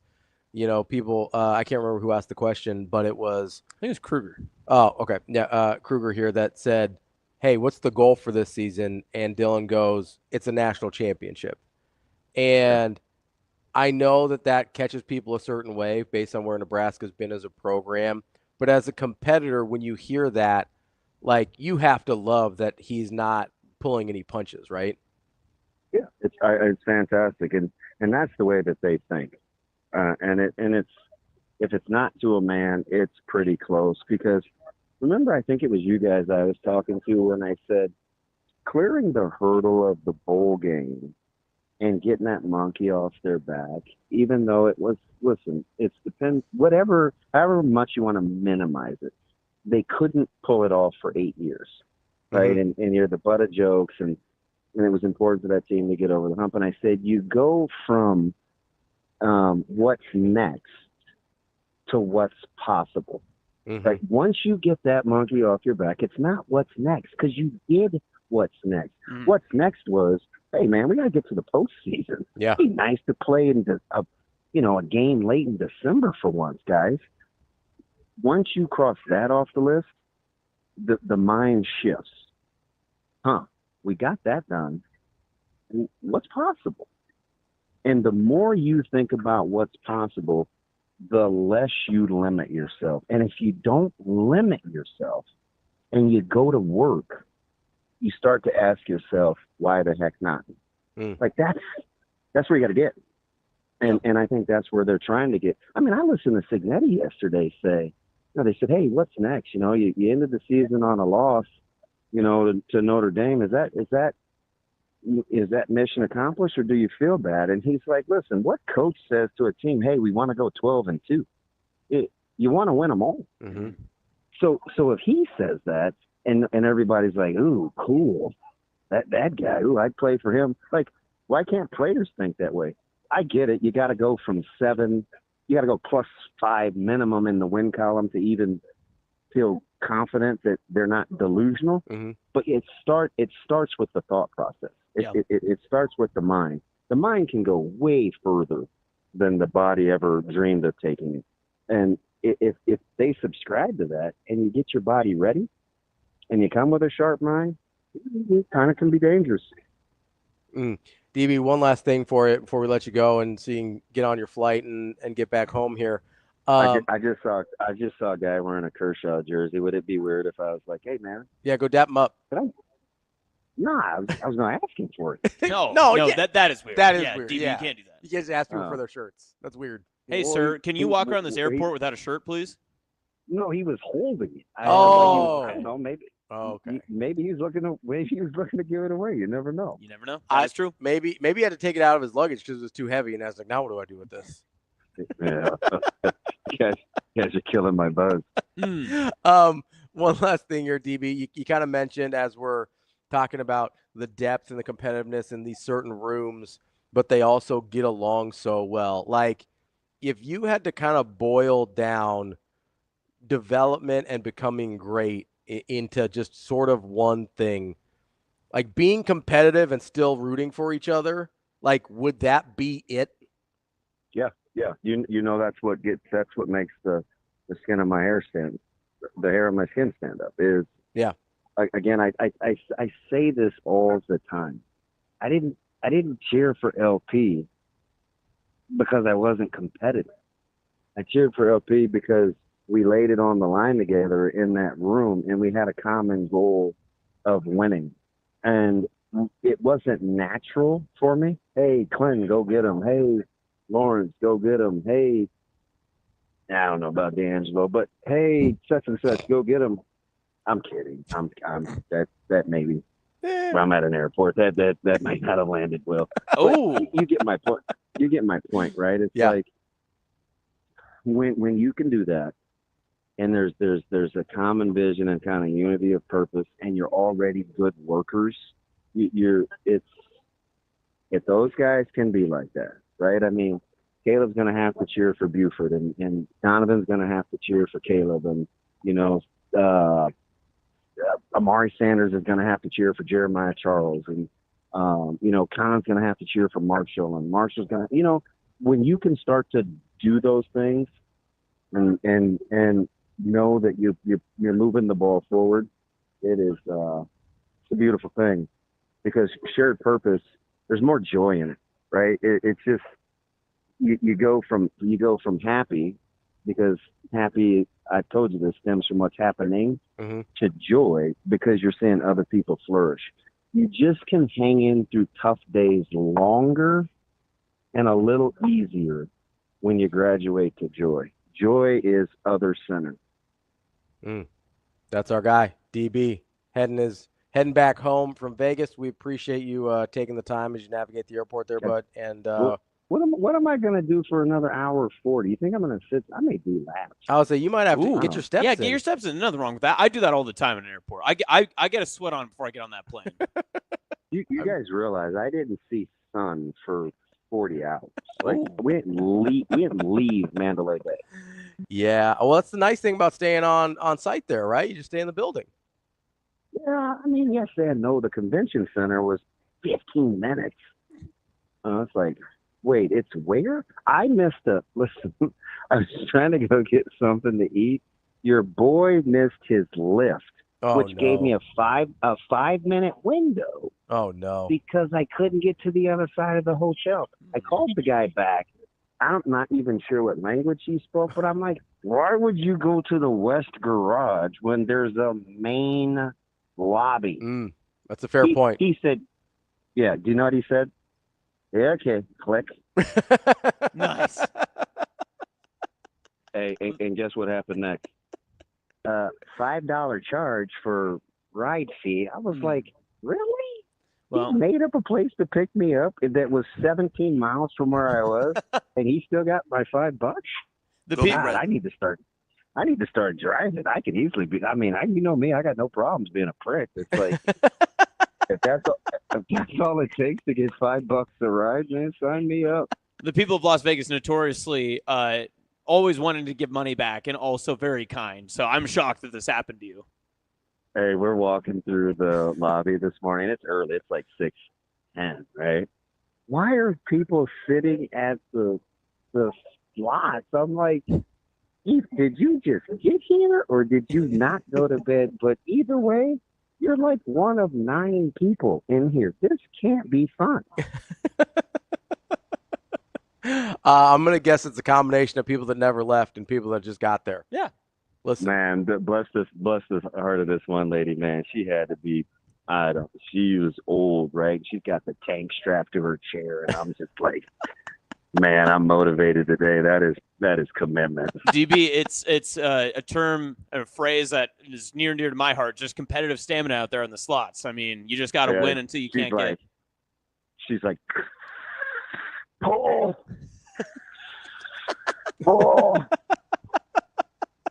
I was like, I don't know if I'm probably going to hell for laughing, but that made my morning.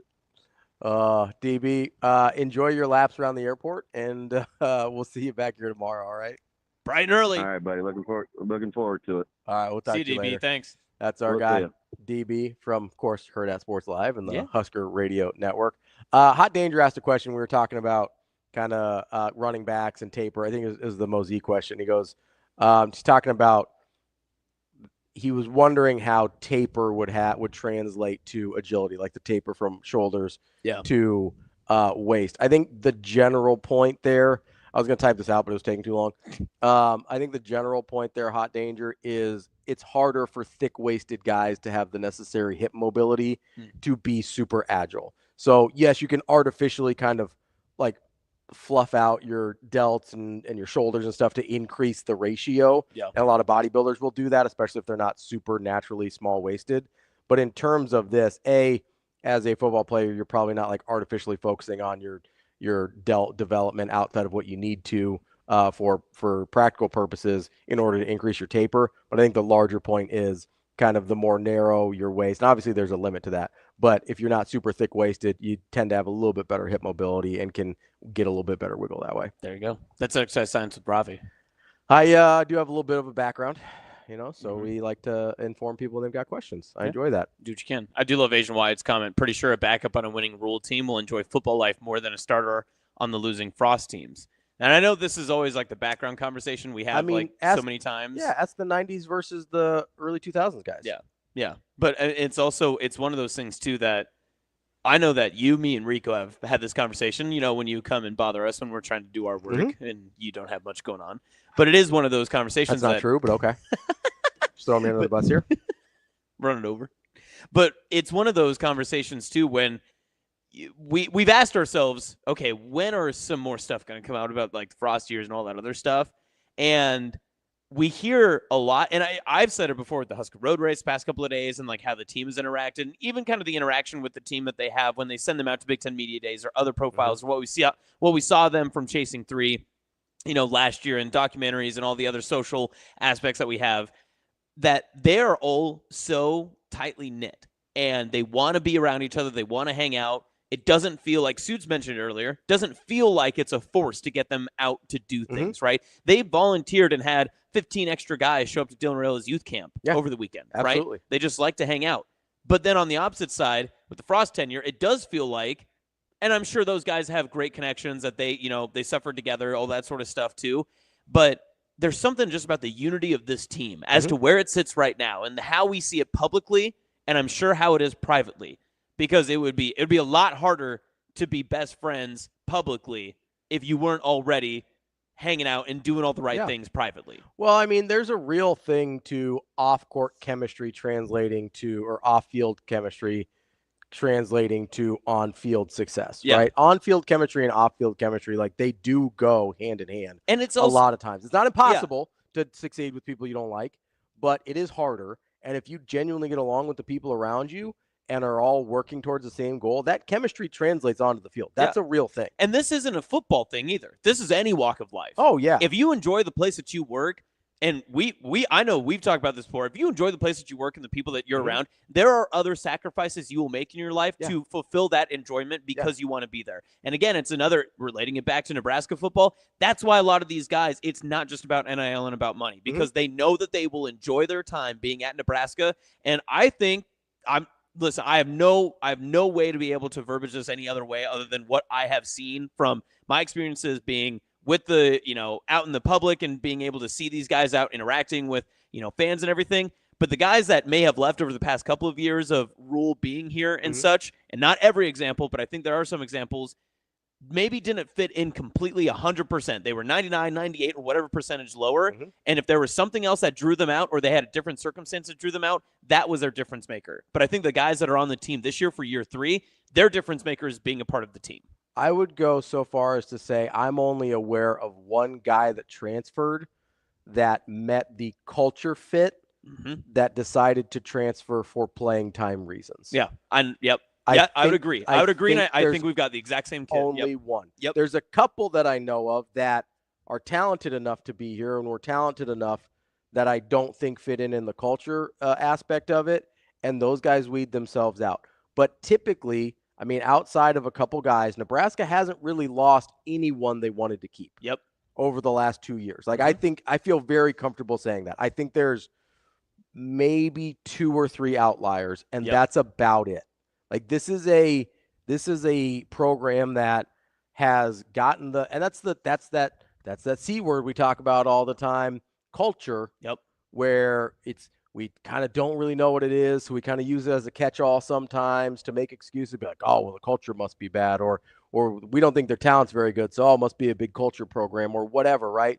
But you can see it when it's happening in front of you. You can see it when you're in a workplace with a good culture, like at Hurrdat Sports. It's not just about, oh, I like this guy, so I'm going to do this. It's, I like this guy, so I don't want to let him down. Right? When you don't want to make life harder for them either. Yeah, I want to do what I can to make them better at their job because they make me better at my job, and then they make us all better, right? Like when Anna B asked me to make a video, I'm like, absolutely. Like, that's how I can help the team. Let's do it. I have a different opinion on that, but that's fine. Well, I mean, she asked me. I don't know what to tell you. Yeah, I'm trying to but help it requires out. me to do all the work. You just get to talk.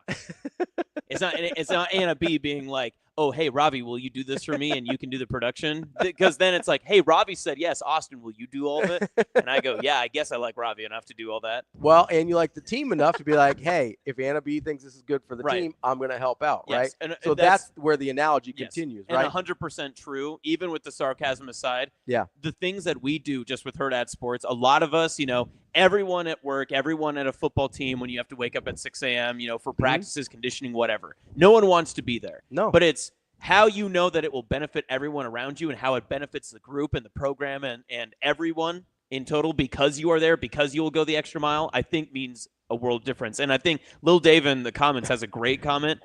This is a team that won't decline a chance to play in a bowl game.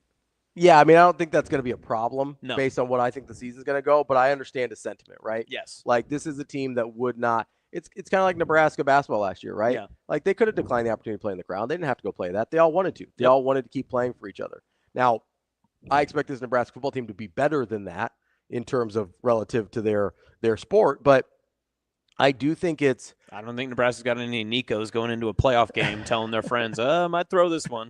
Don't worry about me. I think you look at this team, and I think I know what you mean, but I'm going to change it a little bit. When we say, you're waking up at 6 a.m., no college student wants to wake up at 6 a.m. or be somewhere at 6 a.m. I do think they all want to be there. So that's where I would say it's a little different. Right. Like, you all want to be there. You all want to get better. You all want to get after it once you're there. Mhm. No college student wants to wake up at 5 or 6 in the morning. Yeah. Like, most adults don't want to wake up at 5 or 6 Yeah. o'clock in the morning. Like that's the difference to me is even when doing the thing that you love requires doing something you don't want to do, you do it. Yeah. Like, that's where it's a real difference maker, right? Yeah. Because and fair correction, like when you know that these are the steps to get better and these are the steps to success that you have to get to in order to do what you want to do. There is no shortcut. Like, that's the big difference. I mean, that weeds a lot of people out when we're talking about a few of the guys that maybe weren't good culture fits. That weeds a lot of guys out being like, hey, this is what's required to do the thing you want to do. And a lot of guys aren't willing to do that. The thing they want to do either doesn't mean enough to them, the teammates around them don't mean enough to them, or they think they can take a shortcut somewhere else, and maybe they're right to a certain degree.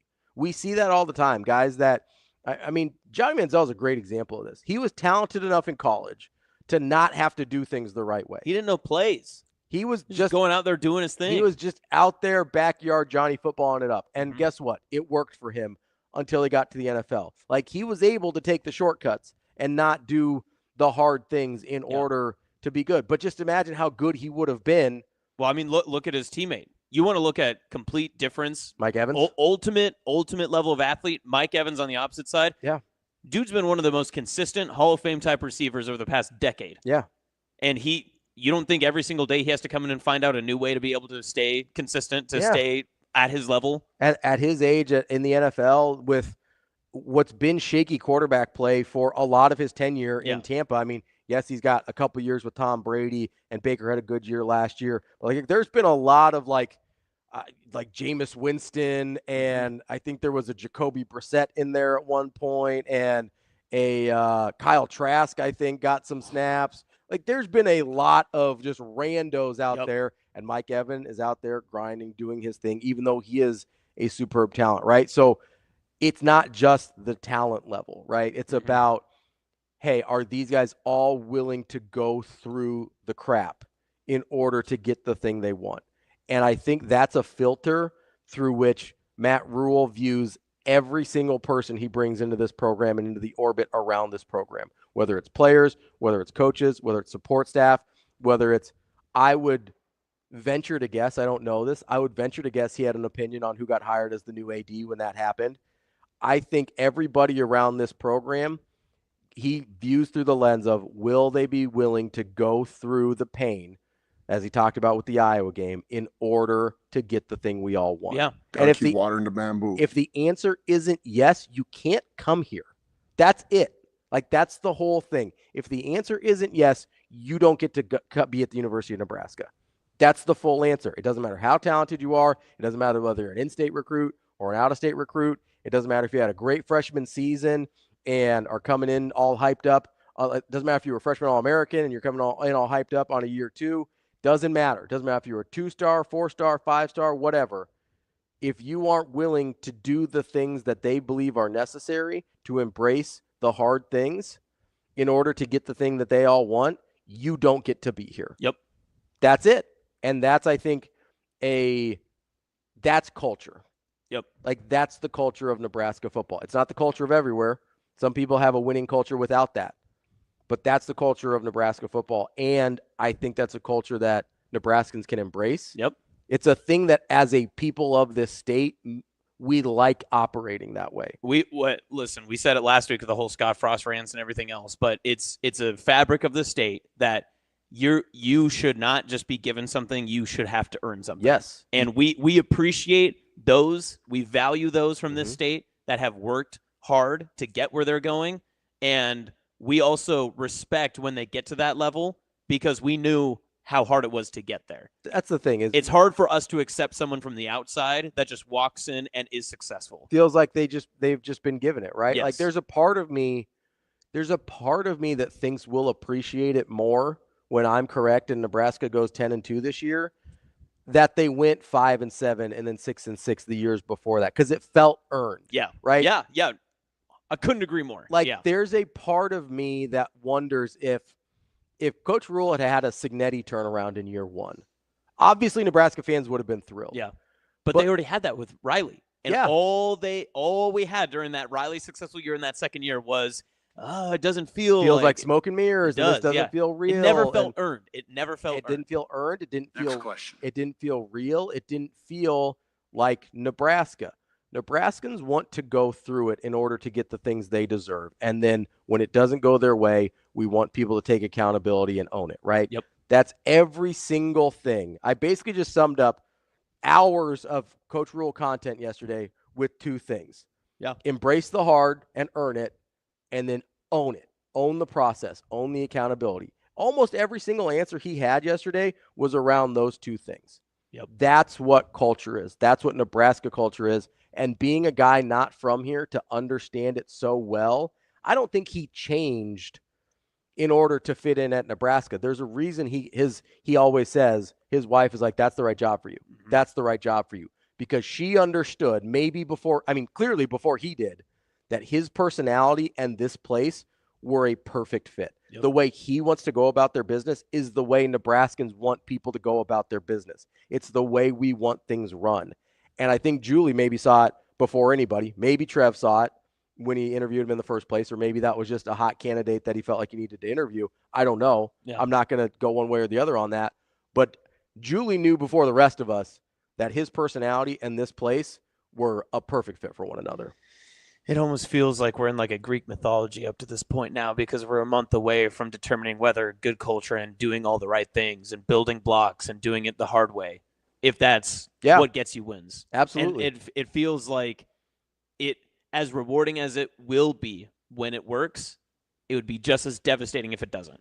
Yeah, absolutely. There's no way around that.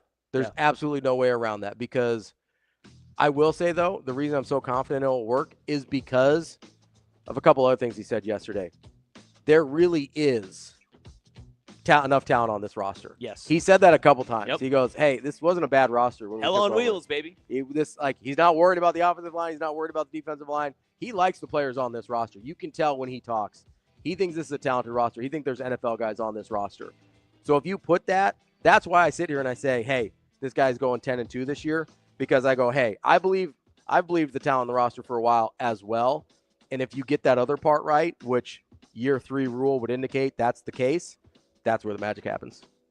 More Hurrdat Sports Live. DB will be back tomorrow. See you. Have a good day. Love you.